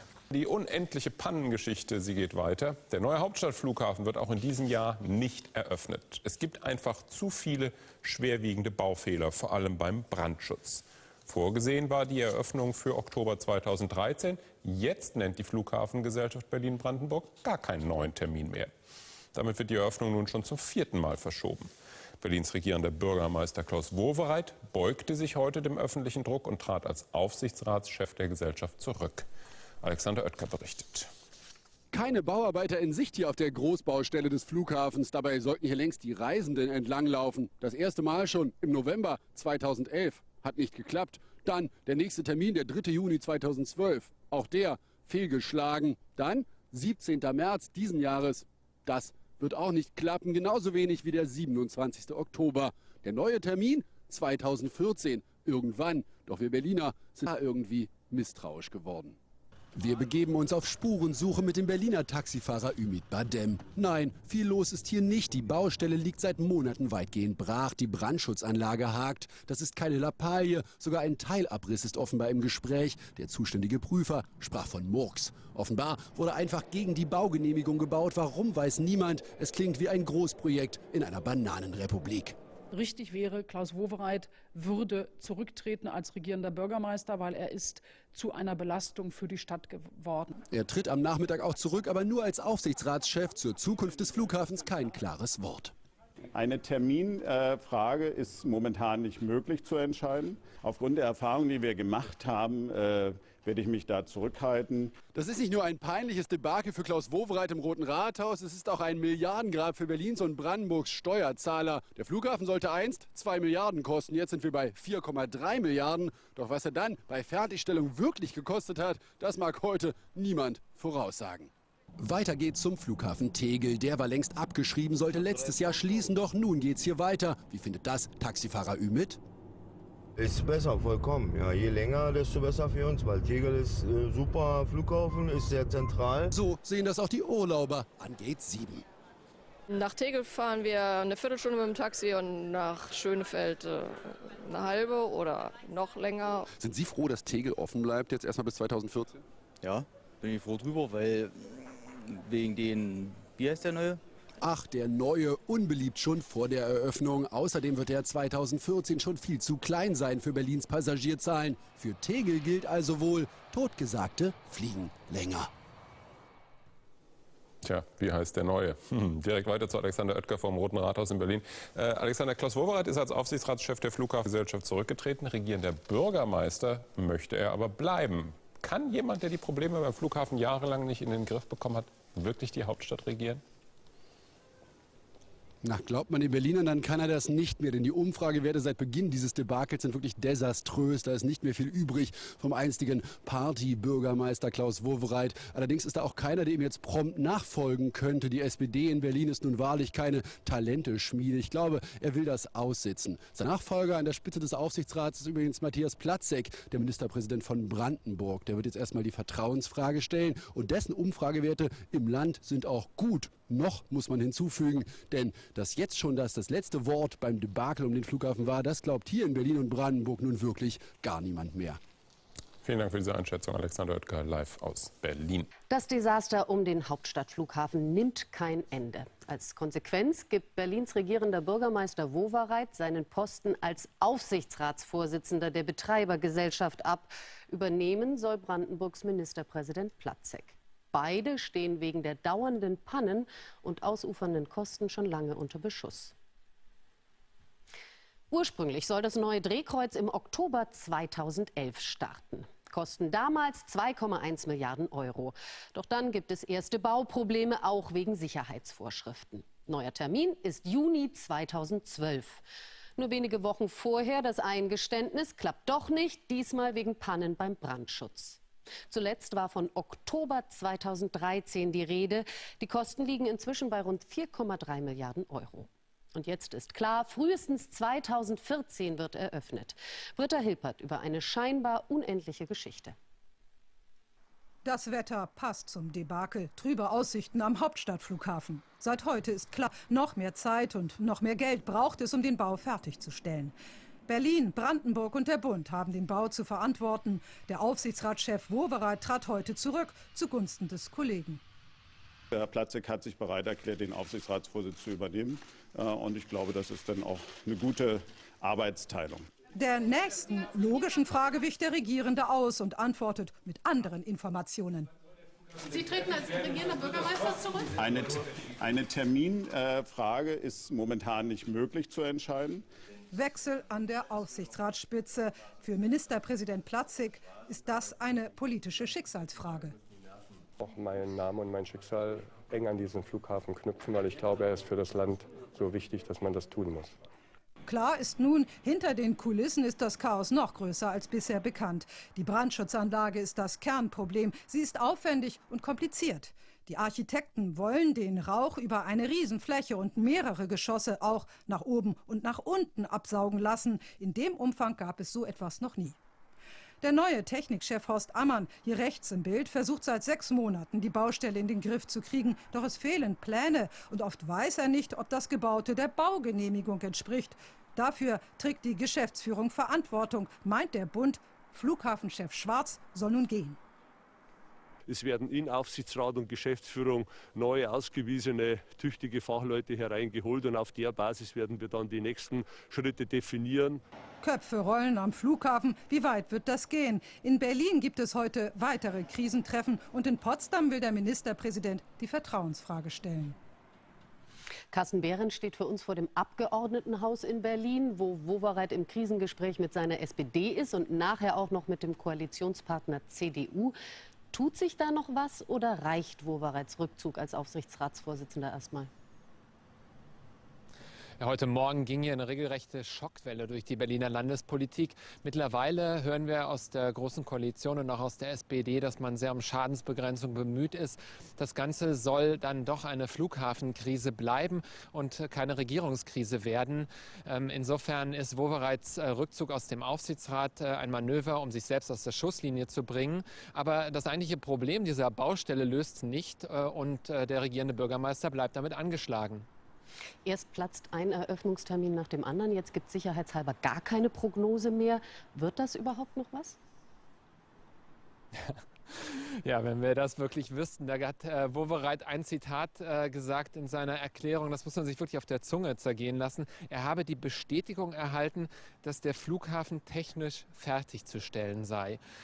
Das spricht, denke ich, Bände. Wir hören aus Flughafenkreisen, dass jetzt erstmal bis zu 3 Monate Bestandsanalyse gemacht wird, bis wirklich feststeht, wann dieser Flughafen vielleicht mal fertigzustellen ist. 2014 noch oder vielleicht erst 2015. Also ja, er wird fertig. Die Frage bleibt nur wann und die können wir heute leider nicht beantworten. Danke für diese Einschätzung. Nach Berlin, Carsten Behrendt. Öffnung erneut verschoben, steht da in der Überschrift. Und Klaus Wowereit, bislang Aufsichtsratsvorsitzender der Betreibergesellschaft, ist deshalb am Nachmittag von seinem Amt zurückgetreten. Regierender Bürgermeister ist er. Noch. Denn die Eröffnung klappt ganz bestimmt, wahrscheinlich vielleicht schon 2014. Es wirkt wie ein gigantischer Schildbürgerstreich. Schon wieder soll die Brandschutzanlage schuld sein am verschobenen Eröffnungstermin. Und er ist der Sündenbock, Flughafenchef Rainer Schwarz. Bürgermeister Klaus Wowereit formulierte den Rausschmiss heute so. Es wird auch ein Antrag auf der Tagesordnung stehen zur Neugestaltung der Geschäftsführung. Dies wird dann in der nächsten Aufsichtsratssitzung zu entscheiden sein. Und dabei ist gerade Wowereit als Vorsitzender des Aufsichtsrats Zielscheibe der Kritik. Angeblich habe er seit Mitte Dezember gewusst, dass der Termin platzt. Die Grünen fordern deshalb seinen Rücktritt. Klaus Wowereit ist nicht mehr tragbar. Erst recht, wenn sich bewahrheiten sollte, dass er seit Wochen die Öffentlichkeit hinters Licht führt und offensichtlich dieses Desaster in Schönefeld, was uns vermutlich weitere dreistellige Millionenbeträge, wenn nicht gar mehr kosten wird, hinterlassen wird. Passend dazu postet Jürgen Trittin heute über Twitter: Unter Wowereits wurstiger Unfähigkeit beim BER leiden Zehntausende Pankower, Spandauer und Reinickendorfer. Das war's jetzt, Klaus. Aus Kritik wird Häme. Kabarettist Dieter Nuhr twittert: Flughafen BER, Eröffnung nun doch erst 2154, dann wird Wowereit als Mumie eröffnen, kein großer Unterschied. Mit jedem Monat Verzögerung steigen die Kosten. 2 Milliarden Euro sollte der Flughafen ursprünglich kosten, mittlerweile sind es 4,3 Milliarden. Das Berliner Chaos könnte aber noch teurer werden. Wowereit gab heute seinen Rückzug als Chef des Aufsichtsrats bekannt. Die undankbare Aufgabe soll der Ministerpräsident Brandenburgs übernehmen, Matthias Platzek. Der will bei der nächsten Landtagssitzung die Vertrauensfrage stellen. Berlins regierender Bürgermeister Wowereit zieht Konsequenzen aus dem Debakel um den Bau des neuen Hauptstadtflughafens. Der SPD-Politiker kündigte an, seinen Posten als Chef des Aufsichtsrats der Flughafengesellschaft abzugeben. Forderungen der Berliner Opposition, auch als Regierungschef zurückzutreten, lehnte Wowereit ab. Der Eröffnungstermin des Flughafens wurde zum 4. Mal verschoben. Das von Bund und den Ländern Berlin und Brandenburg finanzierte Großprojekt soll nun frühestens 2014 fertig werden. Es ist die unendliche Geschichte einer Bruchlandung. Wieder klappt es nicht mit dem Starttermin, wieder ist es vor allem die Brandschutzanlage, die nicht funktioniert.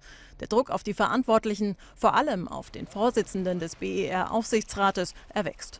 Krisensitzung am Nachmittag im Roten Rathaus. Nach fast 3 Stunden zieht Klaus Wowereit die Reißleine. Er will den Vorsitz abgeben auf der nächsten Aufsichtsratssitzung noch im Januar. Wir werden auch in dieser Aufsichtsratssitzung einen Wechsel im Aufsichtsrat vornehmen, im Aufsichtsratsvorsitz. Der Aufsichtsratsvorsitz geht vom Land Berlin zum Land Brandenburg. Ich sehe mich auch in der Verantwortung für das, was nicht gelungen ist bisher, und will mich nicht wegducken, will auch nicht flüchten, sondern will, dass dieses Projekt zu einem erfolgreichen Ende geführt wird. Zuvor allerdings will Platzek auf der nächsten Landtagssitzung die Vertrauensfrage stellen. Dass er die Unterstützung bekommt, gilt aufgrund der rot-roten Mehrheit im Parlament als sicher. Der Wechsel an der Spitze des BER-Aufsichtsrates, das reicht der Opposition im Berliner Abgeordnetenhaus nicht. Die Grünen wollen Wowereits Rücktritt als regierender Bürgermeister. Per Misstrauensvotum wollen sie ihn aus dem Amt befördern. Er hat in Schönefeld ein finanzielles Desaster, ein planerisches Desaster zu verantworten. Und das Krisenmanagement der letzten Monate hat nur Geld verbrannt, aber den Flughafen nicht vorangebracht. Wir glauben nicht, dass Klaus Wowereit noch der Richtige ist, die Stadt und diesen Flughafen voranzubringen. Klaus Wowereit geht als Aufsichtsratschef und will sich so aus der Schusslinie bringen. Dass er als regierender Bürgermeister zurücktritt, das hat er heute klar verneint. Die Probleme am Flughafen BER, sie bleiben, und auch der Druck auf den regierenden Bürgermeister. Denn selbst in den eigenen Reihen verliert er zusehends an Rückhalt. Man kann es nicht mal wirklich eine Bruchlandung nennen, denn dafür hätte das Projekt überhaupt erst mal abheben müssen. Aber ein finanzieller Scherbenhaufen ist der Großflughafen Berlin-Brandenburg längst. Und seit heute auch ein politischer. Denn nach der mittlerweile 4. Verschiebung des Eröffnungstermins gibt es nach einer Krisensitzung Konsequenzen. Berlins regierender Bürgermeister Klaus Wowereit ist zurückgetreten als Vorsitzender des Aufsichtsrats der Flughafengesellschaft und bleibt doch an Bord. Die Ereignisse in Berlin fasst Christian Joachim zusammen. In den Brandenburger Sand sitzen wir ganz entspannt. Den Airport Willy Brandt. Open this gate.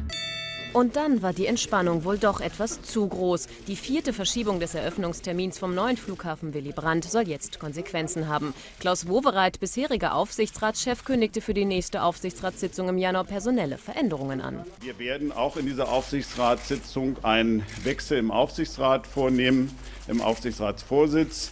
Der Aufsichtsratsvorsitz geht vom Land Berlin zum Land Brandenburg. Das sieht erst einmal nach wenig Veränderung aus, eher nach einem Bäumchen-Wechsel-dich-Spiel. Und weil der neue Aufsichtsratschef Matthias Platzek, Ministerpräsident in Brandenburg, ganz genau weiß, worauf er sich da eingelassen hat, will er sicher gehen und in seinem Parlament die Vertrauensfrage stellen. Weil ich glaube, das ist eine so besondere und außergewöhnliche und auch schwierige Situation ist, wo eine solche Legitimation nötig ist, mir selber auch wichtig ist. Wo der eine das Vertrauen einfordert, wird es beim anderen in Frage gestellt. Denn mit seinem Verzicht auf den Aufsichtsratschefposten ist Klaus Wowereit noch nicht aus der Schusslinie. Die Oppositionsparteien fordern in einer Sondersitzung des Abgeordnetenhauses kommenden Donnerstag eine Stellungnahme des regierenden Bürgermeisters. Die Grünen wollen ihn sogar per Misstrauensvotum aus dem Amt befördern.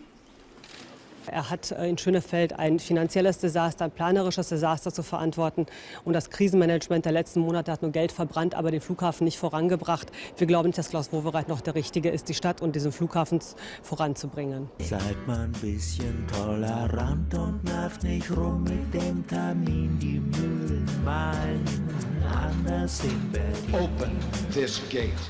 Nein, mit Toleranz soll jetzt endlich Schluss sein. Als nächstes soll wohl der Flughafenchef Rainer Schwarz per Antrag abgelöst werden. Der Bundesverkehrsminister, neben Berlin und Brandenburg der dritte Gesellschafter des Flughafens, will das übrigens schon seit Wochen. Ich füge in aller Klarheit hinzu, ich erwarte eine Mehrheit für diesen Antrag. Dieser Antrag hätte im Oktober im Aufsichtsrat leider noch keine Mehrheit gefunden. Es war übrigens wieder einmal die Entrauchungsanlage, die den Eröffnungstermin kippen ließ. Aber die scheint nicht das einzige Problem beim Pannenflughafen BER zu sein. Die Rede ist von Kapazitätsproblemen oder Nichteinhaltung von Bauvorschriften. Wann hier nun endlich geflogen werden kann und wie teuer das Ganze noch wird, diese Prognose will im Moment niemand wagen. Airport Willy Brandt, der leiseste Flughafen der Welt. Thomas Bittner in Berlin. Nun soll es also Matthias Platzek überwachen. Der war als Vize doch genauso daran beteiligt. Was soll jetzt anders werden? Es wird de facto nichts anders. Es bleiben zwei Regierungschefs mit demselben Parteibuch an der Spitze statt Experten oder Fachleuten des Aufsichtsrates. Vielleicht kann Matthias Platzek das besorgtere Gesicht machen. Er ist vom Naturell her eher ein Deichgraf, ein Krisenmanager, ein Krisenpolitiker. Vielleicht glaubt er auch, dass es nicht tiefer gehen kann mit diesem Flughafen, dass es jetzt nur noch aufwärts gehen kann. Es kann aber auch tatsächlich sein, dass er die Prioritäten etwas anders setzt, auch wegen des Drucks im eigenen Land. Da geht es mehr um die Betroffenen, da geht es um Lärmschutz, um Schallschutz, um Nachtflugverbot. All diese Diskussionen könnten jetzt eine größere Rolle spielen, größere Rolle zum Beispiel als das Thema wirtschaftliche Expansion. Allerdings dazu muss der Flughafen erstmal starten, ehe man über Expansion reden kann.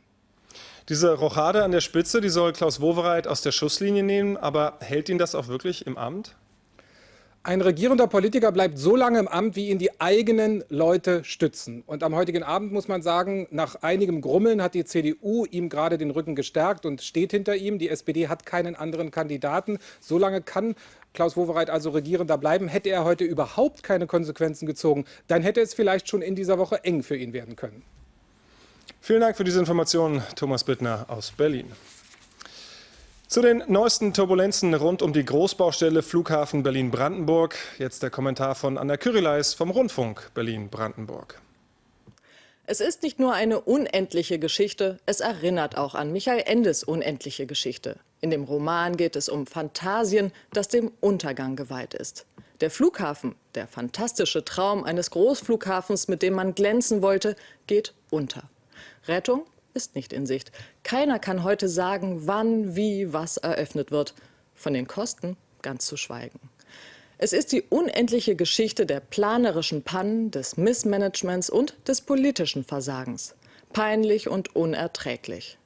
Es geht dabei nicht nur um ein paar Monate früher oder später. Es geht um unseren Ruf in der Welt. Und es geht um Millionen von Steuergeldern, die wegen der Unfähigkeit vergeudet werden. Was könnte man mit den zusätzlich benötigten Millionen alles machen? Kindergärten und Schulen renovieren, die Infrastruktur modernisieren oder sozialen Wohnungsbau fördern. Gerade in Berlin. Das Debakel zeigt mal wieder, dass die Politik nicht in der Lage ist, große Infrastrukturprojekte zu steuern. Von der Informationspolitik der Öffentlichkeit gegenüber ganz zu schweigen. Die Aufsichtsräte haben versagt, allen voran Klaus Wowereit als Vorsitzender. Und nun?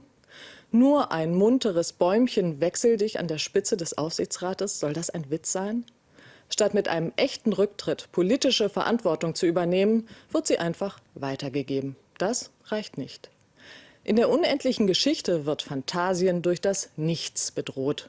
Die Fantasie vom Großflughafen ist durch das politische Nichtstun bedroht. Anna Kyrileis kommentierte. Nicht nur ihr junges Glück, die Anfangsjahre ihrer Beziehung machten sie öffentlich und Reportern zugänglich. Auch an mancher Krise ließ das Ex-Bundespräsidentenpaar Wulff das Land teilhaben. Nicht zuletzt durch das Buch, das Christian Wulffs zweite Ehefrau Bettina im vergangenen Jahr präsentierte. Damals warf sie ihm vor, sie ein großes Stück in ihre neue Rolle gedrängt zu haben. Und wenn man das im Nachhinein betrachte, so die frühere First Lady, dann habe sich das auch in der Beziehung gerecht.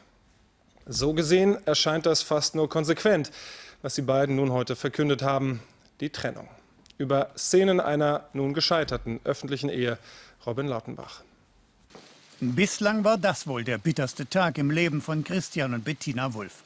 Am 17. Februar 2012 erklärte der Präsident seinen Rücktritt, die First Lady schon etwas auf Abstand. Heftig war Wulff zuvor in der Öffentlichkeit und in den Medien kritisiert worden, er aber sah sich als Opfer. Die Berichterstattungen, die wir in den vergangenen 2 Monaten erlebt haben, haben meine Frau und mich verletzt. Dabei hatte Wulff selbst Scheidung und privaten Neuanfang ohne jede Scheu in der Boulevardpresse ausgebreitet. Hätten die beiden nicht wissen müssen, dass genau diese Zeitungen sie auch einmal gnadenlos unter Beschuss nehmen können. Natürlich ist das Mediengeschäft, zumal wenn man so in der Öffentlichkeit steht wie ein Bundespräsidentenpaar, brutal. Auf der anderen Seite kann man das natürlich auch als öffentliche Person steuern, inwieweit man den Medien Einblick in sein Privatleben gewährt. Und die Wulffs waren da immer sehr großzügig mit ihrer Offenheit und umgekehrt schlagen die Medien oder schlägt eher der Boulevard dann auch zu. 2010 Einzug ins Schloss Bellevue. Die beiden genießen die Rolle ihres Lebens. Sie reisen in ferne Länder, sie wollen ein modernes Land präsentieren, sie selbst wollen ein modernes Präsidentenpaar sein. Nach Israel nimmt Wulff die Tochter aus erster Ehe mit. Die Wulffs zeigen, wir sind eine Patchwork-Familie wie viele andere. Dann der Absturz. Ein Kredit für das Privathaus ist der Auslöser. Wulff legt sich mit der Bild-Zeitung an, er kann nur verlieren. Auch Bettina Wulff kämpft noch, geht auf einen Empfang, ausgerechnet des Springer Verlags. Es ist natürlich eine relativ ernste Atmosphäre, ganz klar. Aber es ist jetzt auch wichtig zu zeigen, dass es jetzt weitergeht mit Terminen, dass wir unsere Arbeit machen, dass ich hier bin, um weiter auch über meine Schirmherrschaften zu reden. Doch das Ende ist nicht aufzuhalten, Abgang aus Bellevue. Bettina Wulff schreibt später ein Buch, wehrt sich vehement gegen Verdächtigungen, sie habe einmal im Rotlichtmilieu gearbeitet und sie berichtet, dass die Ehe gelitten habe.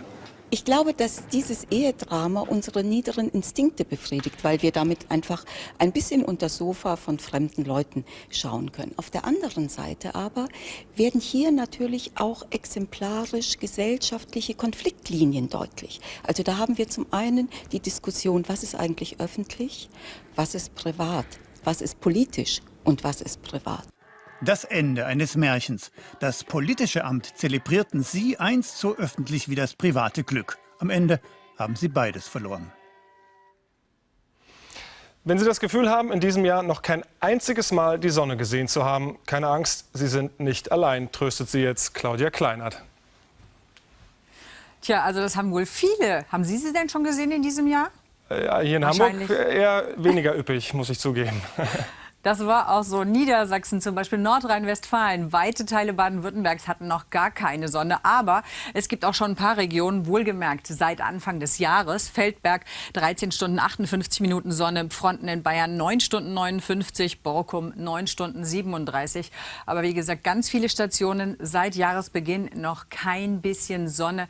In Nordrhein-Westfalen kam sie am 2. erstmal richtig gut raus. Und auch für die nächsten Tage sieht es nicht so toll aus, obwohl wir jetzt eigentlich der Sonne am nächsten sind, jetzt im Januar. Da sind wir nämlich nur 147,1 Millionen Kilometer weit weg. Im Juli, also im Hochsommer, da sind es 152,1 Millionen Kilometer, also deutlich mehr, nämlich 5 Millionen Kilometer. Entscheidend aber jetzt ist die Erdachse, das heißt, wir jetzt auf der Nordhalbkugel sind dann doch der Sonne am weitesten abgeneigt. Im Sommer ist es genau umgekehrt und deswegen jetzt trotz großer Nähe zur Sonne müssen wir sie erstens nicht unbedingt sehen und zweitens wird es dadurch auch nicht großartig wärmer. In den nächsten Tagen kommt eher sogar kältere Luft zu uns. Jetzt in der Nacht aber erstmal noch Regen mit dichten Wolken. Im Süden ist es locker bewölkt, zum Teil neblig trüb. Und es kann glatt werden auf den Straßen, insbesondere entlang von Oder und Neiße. Da Temperaturen unter 0 Grad, wenn der Regen kommt, kann es zum Teil zu gefrierender Nässe kommen.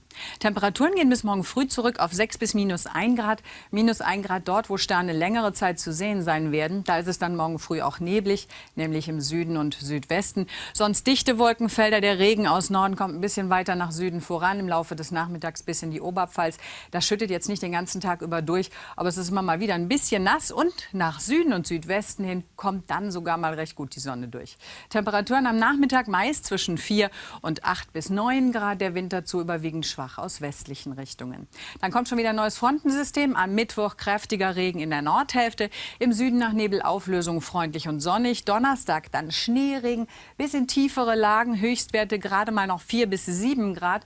Und dann geht die Schneefallgrenze runter, weil die Temperaturen sinken. Sie sehen es am Trend für Hamburg. Ab nächste Woche Montag Temperaturen unter 0 Grad. Das ist der morgige Tag noch mal zusammengefasst. Also morgen Sonne auch nur im Südwesten, aber irgendwann kommt sie ganz sicher wieder raus. Und zumindest ist auch jetzt erstmal wieder etwas Winter in Sicht im Laufe der kommenden Tage. Good morning from Mission Control Houston and welcome to today's International Space Station update. Joining us here inside of the flight control room in Houston, Texas, where the Orbit 2 team is currently on console monitoring this orbiting laboratory. Team today being led by Flight Director Paul Dye, there in the blue shirt. Joining him at the Capcom position is John Mackin, serving as the communication link between all of the controllers here on the ground and the astronauts up in space. And those astronauts right now are the crew of Expedition 34. Currently in a 6-man rotation, they're being led by NASA astronaut Kevin Ford, currently on his 2nd space flight. He's there in the front row on the left, and right behind him are 2 Russian cosmonauts who flew up with him on his Soyuz TMA-06M spacecraft back in October. They are Russian cosmonauts Oleg Novitsky and Evgeny Tarelkin, both rookie space flyers.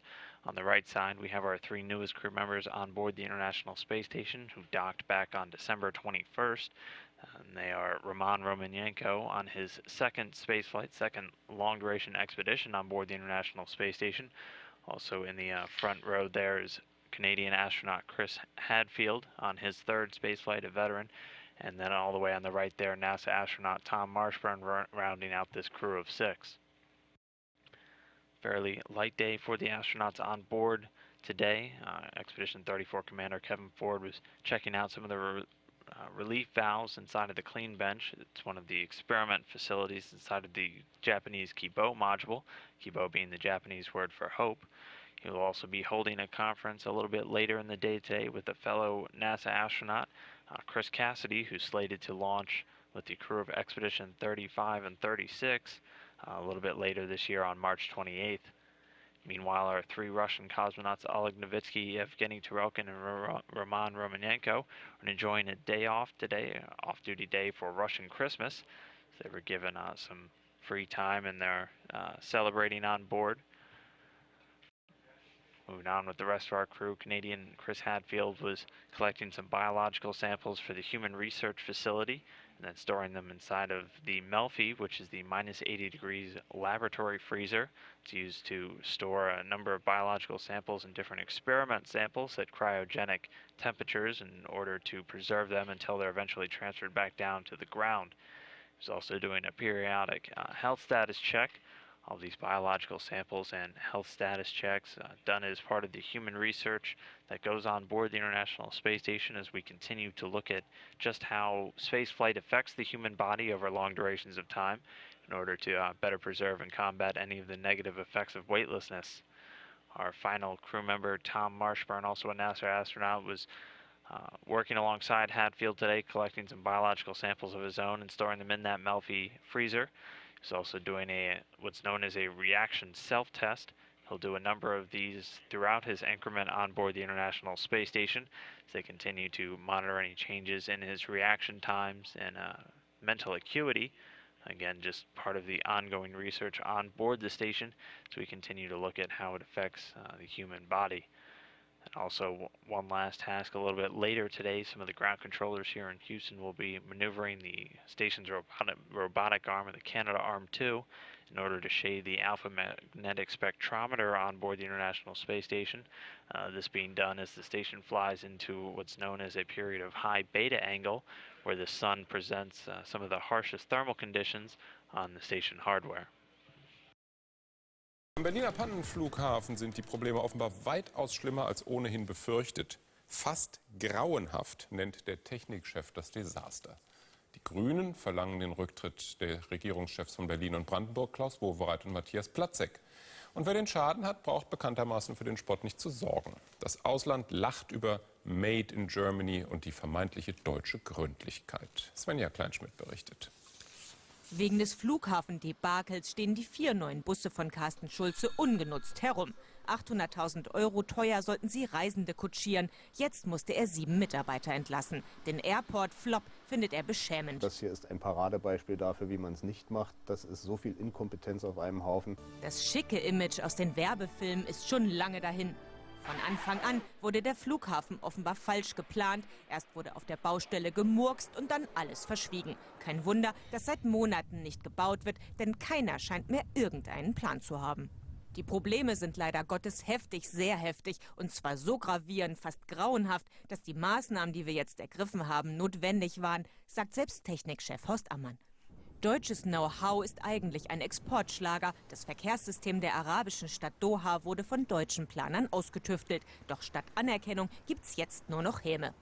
Berlin und auch Deutschland hat internationalen großen Reputationsverlust erlitten. Im Prinzip leidet nicht nur das Ansehen jetzt von Infrastrukturprojekten, sondern auch der sprichwörtlichen deutschen Gründlichkeit. Doch sowas lächelt Ex-Aufsichtsratschef Wowereit lieber weg. Beim gestrigen Neujahrsempfang hat der Partybürgermeister schon wieder ein Weinglas in der Hand. Es ist nicht so dramatisch, wie viele immer sagen, dass die ganze Welt nur noch über Berlin lacht. Das ist auch Quatsch.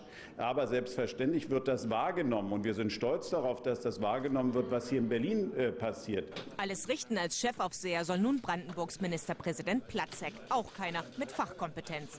Es kommt mir vor wie dick und doof. Die tauschen die Rollen. Er sitzt auf dem Nebenfahrersitz, wie wenn 6 Blinde fahren und es geht daneben und dann sagt ein Blinder zum anderen, versuchst du mal weiter. Und so werden sich für den Steuerzahler zusätzliche Kosten von Hunderten Millionen Euro anhäufen. Geld, das in Kitas und Schulen sicher besser investiert wäre.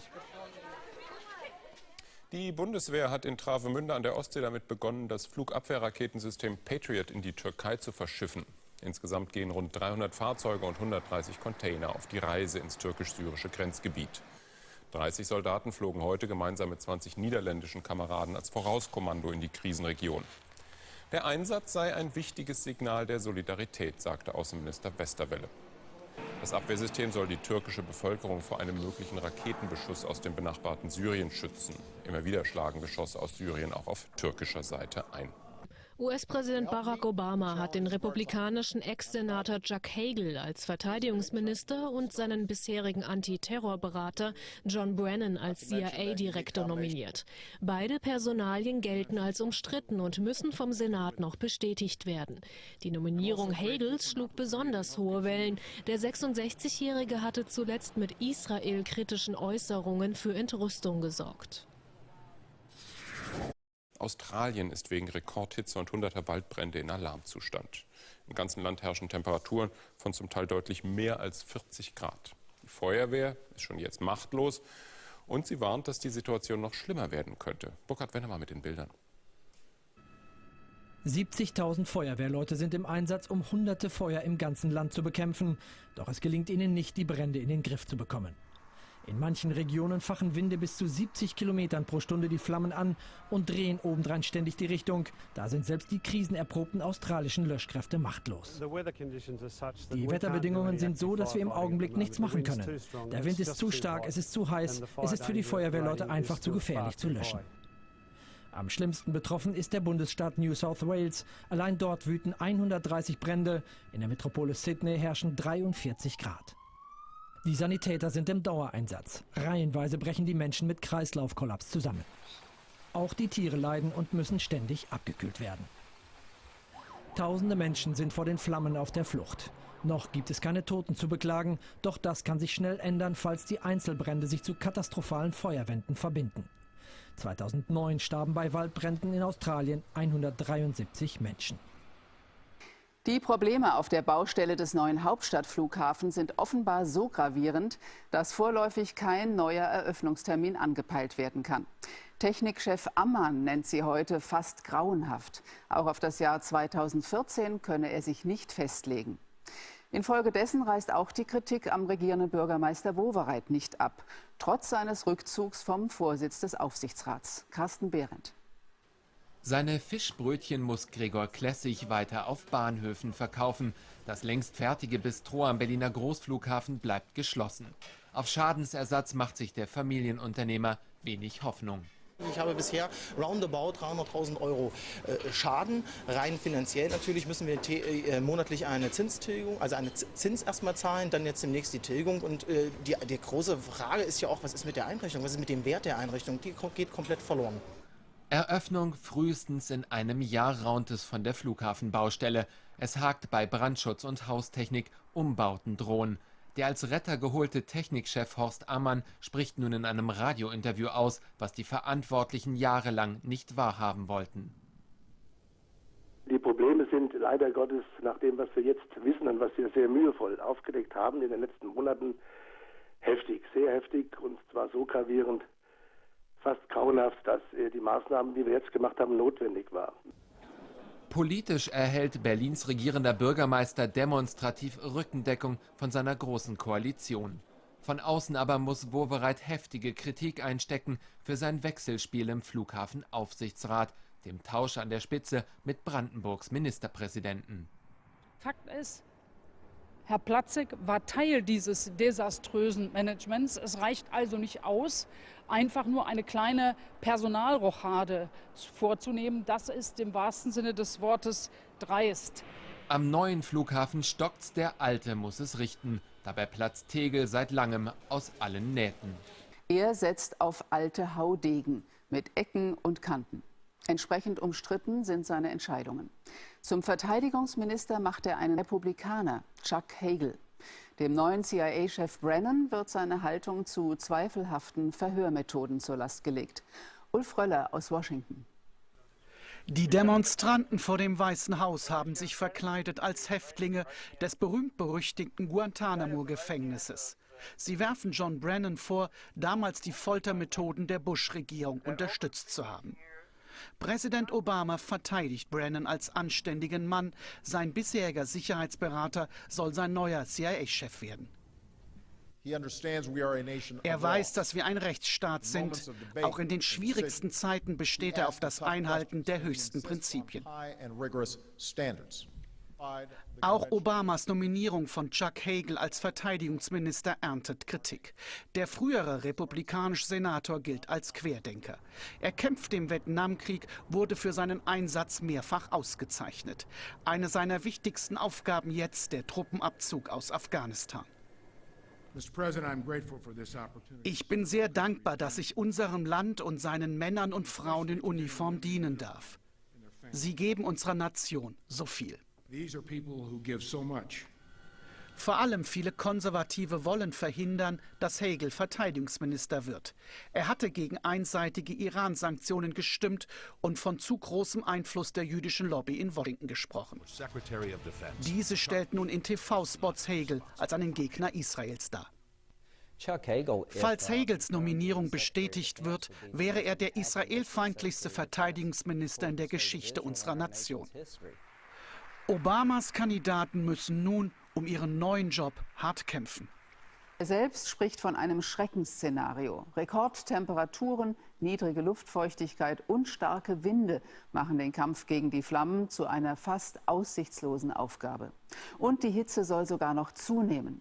Besonders betroffen sind die Insel Tasmanien und der Bundesstaat New South Wales. Die Buschbrände breiten sich nun auch auf dem australischen Festland aus. Tagelang hatten Feuer Teile der südlich gelegenen Insel Tasmanien verwüstet. Jetzt haben Temperaturen von bis zu 45 Grad Celsius sie auch in der Provinz New South Wales im Südosten Australiens an vielen Stellen entfacht. Winde von mehr als 100 Kilometern pro Stunde treiben die Flammen vor sich her. Ich habe Angst, dass der Wind dreht und das Feuer hierher kommt, meint dieser Anwohner. Es herrscht höchste Alarmstufe. Die Feuerwehren befürchten, die Flammenherde könnten sich zu einem gewaltigen Flächenbrand ausweiten. Und im Augenblick sind sie gegen die Wucht der Buschfeuer machtlos. Die Winde sind einfach zu stark, die Hitze zu groß, um die Feuer aktiv bekämpfen zu können. Das Risiko ist einfach viel zu hoch. In New South Wales, dem bevölkerungsreichsten Bundesstaat, wüten die Flammen inzwischen auf einer Fläche von mehr als 26.000 Hektar. Frühzeitig ihre Häuser und die betroffenen Gebiete zu verlassen, raten die Behörden den Bewohnern der Region. Wenn die Brände sich mit der gleichen Geschwindigkeit ausbreiten, könnte Australien eine der schlimmsten Feuerkatastrophen seiner Geschichte bevorstehen. Ja, und jetzt schauen wir nach Australien. Dort gibt es ja schwere Buschbrände und eine enorme Hitzewelle. Die Temperaturen für morgen auch im Landesinnern über 40 Grad. Und es könnte sogar bis zum Anfang der kommenden Woche sogar noch heißer werden. Und dementsprechend auch keine regenbringenden Wolken in Sicht. Ein kräftiger Tropensturm, der wird sich dann hier über dem Westen bemerkbar machen in den nächsten Tagen. Das war's vom Wetter. Ihnen noch einen schönen Abend. Now, on average, throughout the months of December through February, the average high just gets to about 10 degrees Celsius. Then overnight, of course, the temperature dropping back to about 2 degrees Celsius. And overall, about 30 days every year when we do see some frost on the ground. It's also the wettest time of the year, and because of the winter months we're talking about, that does mean that obviously the precip often comes in the form of snow. And in fact, the precip that comes through in these 3 months accounts for about 50% of all that we see throughout the year. Now, this shows you the cloud in the last 12 hours. So this indicating that we have indeed got a storm system in the vicinity, bringing with it snow and, of course, some sleet and also some rain. These are the current temperatures. Not every location is reporting, but you get the general idea. Of course, it's after 8 o'clock in the evening, heading towards the 9 p.m. hour. And so temperatures are continuing to fall back. This is the system as we go through the next few days. That one clearing to the east, but there's another system coming through, bringing with it this very, very cold air. And, of course, that means with all the moisture from the Black Sea, the Mediterranean, we will see a mix of rain, sleet, and also that snow further across into the east. Now, it's already brought some pretty heavy amounts across parts of Turkey, 24 centimetres there. But in Istanbul, we can show you some pictures on Monday because very, very heavy, wet snow because, as I say, just moisture-laden coming in there off the Black Sea, the Mediterranean, and it really did, as you might imagine, cause some problems. You can see the highway just completely blocked on the one side, the traffic barely getting through. The snowplows are working overtime, so there is more of this to come. Let me just show you again what's going to happen across the entire region. These are temperatures in Istanbul, still below the average, but it will get a bit milder as we head towards the end of the week. But across into Syria and all these countries bordering, we're going to see snow, particularly across into Lebanon, some very high elevations there, so we could see some very heavy amounts of snow. These are the temperatures as we go through Wednesday, really barely getting above freezing for the next 24 hours. And just to give you an idea, there are the average temperatures in every single case. We have got those temperatures below average and very, very cold, well below freezing in the overnight hours, and there is snow in the forecast too. Hannah. Well, the UNHCR is also appealing for more funds because of how difficult it's going to be to accommodate all these refugees during the winter months. They need proper tents, Jenny, because it's not just a flimsy sort of sheet over their heads that's going to protect them from this. And this weather's going to last for a few weeks to come, Hannah, as well. This is, the worst couple of months ahead. All right, thanks very much. Jenny Harrison there with the grim forecast for that part of the world where so many refugees are struggling to survive. You're at the International Desk. When we come back, what does the new pick for U.S. Defense Secretary really think about Israel and Jews? We'll talk to someone who's interviewed him and who heard him make a particular comment that has been drawing a lot of criticism in Washington. We'll be right back. Iran will be one of the big challenges facing the U.S. president's new team, and it's likely to come up at the confirmation hearing for his defense secretary nominee, former Republican Senator Chuck Hagel. There were some hints at possible White House strategy for diffusing criticism of Hagel during his nomination announcement. Barbara Starr reads between the lines. In announcing his nomination of Chuck Hagel as the next Secretary of Defense, President Obama made certain he sent this message about his second-term foreign policy. Chuck recognizes that American leadership is indispensable in a dangerous world. He understands that America stands strongest when we stand with allies and with friends. The White House knows the Hagel confirmation hearing could become a free fire zone over whether the nominee is tough enough on Iran and supportive enough of Israel, criticisms Obama himself has faced. Hagel seemed to try to deflect that criticism in speaking of traditional diplomatic friends. I'm also grateful for an opportunity to help continue to strengthen our country and strengthen our country's alliances. In Hagel, Obama gets an independent-minded Vietnam veteran and a one-time Army sergeant who strongly believes war is a last resort, a view Obama shares. Chuck knows that war is not an abstraction.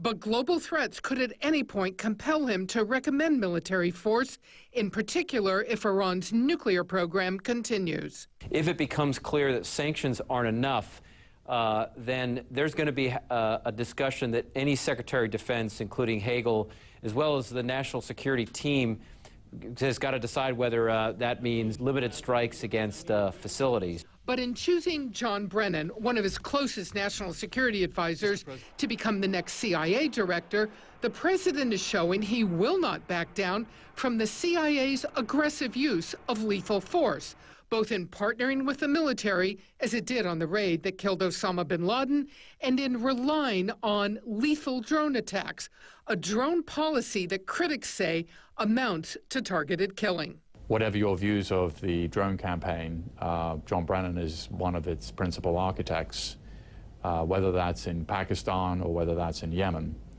But Chuck Hagel's most immediate challenge may be cutting the military budget, something he's on the record as favoring. With the war in Afghanistan wrapping up in the next 2 years and a Congress looking for spending cuts, Hagel may be the man for that part of the job, unless, of course, another national security crisis rears its head. Barbara Starr, CNN, Los Angeles. And because of some of those comments that Hagel has made regarding Israel, Iran, Israeli officials are reacting to this nomination. Here's part of a statement from Parliament Speaker Rivlin. Quote, this concept of splendid isolation, which Hagel espouses, changes U.S. strategy in the world, and accordingly it also affects Israel. This outlook must give Israel cause for concern, but not scare it, unquote. The splendid isolation referred to describes foreign policy characterized by a lack of intervention in foreign affairs, something more isolationist. We want to share with you one particular comment from Hagel that is causing controversy among some in Washington that refer to themselves as pro-Israel. This is what he said in 2006. The political reality is that you intimidate a lot, not you, but the Jewish lobby. Intimidates a lot of people up here. And again, I've always argued against some of the dumb things they do because I don't think it's in the interest of Israel.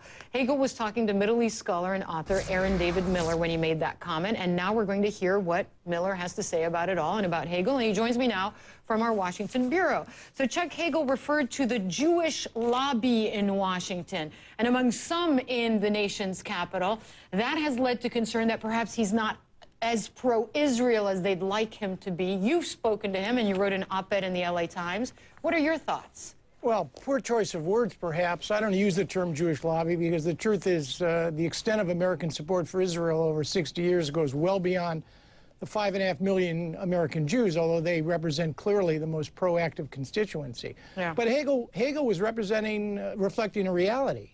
The fact is the pro-Israeli community has a powerful voice. It doesn't have a veto. And every senator and representative who's been in Washington and not in a coma recognizes that fact. They just don't choose to, for any number of reasons, they don't choose to express themselves about it. So I don't think this comment, it may have been impolitic, it may have been honest, it may have been a poor choice of words.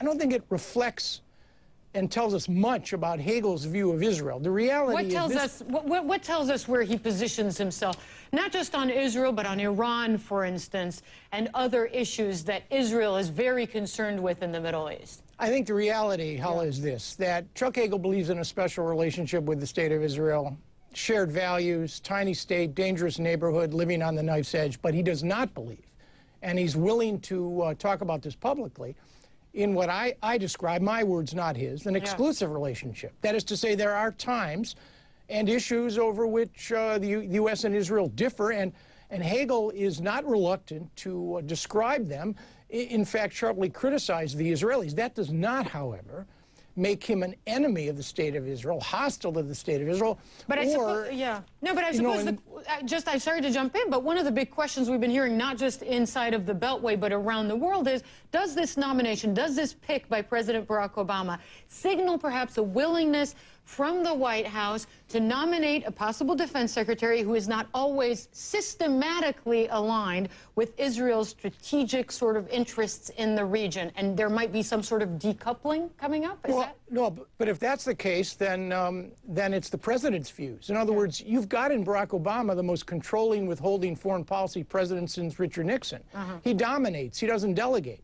If, in fact, that's the case, then that is the president's view. And on Iran, which I think mirrors Hagel's view, the president will go to great lengths to explore other options before he chooses to use military force or pressure to deal with Iran's nuclear program, and I think Hagel feels the same way. Well, do you think that he's going to, his nomination will pass on Capitol Hill? I'm hearing some very strong Republican voices, including John McCain, the senator from Arizona, saying this is the wrong pick. I think it's going to be really hard for Republicans and a few Democrats to deny the president his preferred choice. Now a formal nomination. It's not Susan Rice anymore, where the president didn't formally nominate her. And because of what happened to Susan Rice, the administration is even more determined to ensure that this goes through. And I think unless the Republicans can come up with a truly compelling explanation to deny the president his choice, then at the end of the day, it may be intemperate, it may be complex, it may at times be stormy. Chuck Hagel's the next Secretary of Defense. What does it mean, I mean, to be pro-Israel in Washington today? Is it to be pro-Likud government, the dominating political faction in Israel? What is it? I mean, that's a tough call. I mean, there are some like Hagel who are prepared to accept and not choose to admit the fact that there is daylight between America and Israel on some pretty important issues: settlement activity, the pursuit of Israeli-Palestinian peace, perhaps even the decision to use military force. This administration, it seems to me, has tried to find the balance between promoting a special relationship but not conceding to the idea that there is this exclusivity to the relationship. And by the way, this is the most dysfunctional relationship between an American president and an Israeli prime minister that I've seen, having worked for half a dozen secretaries of state and studied the rest and the history of this relationship. 4 years in, something is really still off. And why do you think that is? Why do you think that is? Is it because of Barack Obama's political thinking, or is it a personality issue? Oh, no, I think we're talking here about two hands clapping. I think Netanyahu bears an enormous share of the responsibility for this, in part because he's pursuing interests that, on some issues, which do conflict with American interests. The other piece of it is, you know, Barack Obama is not an emoter-in-chief. This is not Bill Clinton when it comes to Israel. This is not George W. Bush when it comes to Israel, who happened to emote, who instinctively bonded with both the idea of Israel and its history. Barack Obama was raised after the Israeli occupation. He was raised in a culture and in a set of professions in which being good on Israel was not important. He's a nuanced thinker. All of these things have combined, it seems to me, to give him a degree of detachment which makes many American Jews, right or wrongly, worried. Yeah, and the question is, this is his second term, of course, where he's possibly freer to do some of the foreign, to implement some of the foreign policy initiatives he might have been hesitant to implement in his first term. Is this relationship going to change between Israel and the United States under Barack Obama? I would bet not. I think our own domestic house is so broken between debt ceiling, immigration reform, fiscal cliff, gun control, the domestic priorities, that unless there is an opportunity or some crisis emerges which truly fundamentally separates Israel and the United States, Obama is not going to want to pick a fight or push this relationship to the point where it causes him domestic political difficulties here. Aaron David Miller, the Vice President of Woodrow Wilson Center and a former Middle East negotiator, joining us live from Washington. Always appreciate your analysis. Thank you. Thanks, Ola. The world of politics. Politicians. The political parties. It's screaming and shouting. It's agreeing. Disagreeing. And agreeing to disagree. It's where your voice can be heard one moment. Silence the next. It's where your opinion can be counted. And you can be punished for that opinion. There's nothing like covering politics. Because politics is powerful. And affects us every day in almost everything we do. Making sense of it is vital for all of us.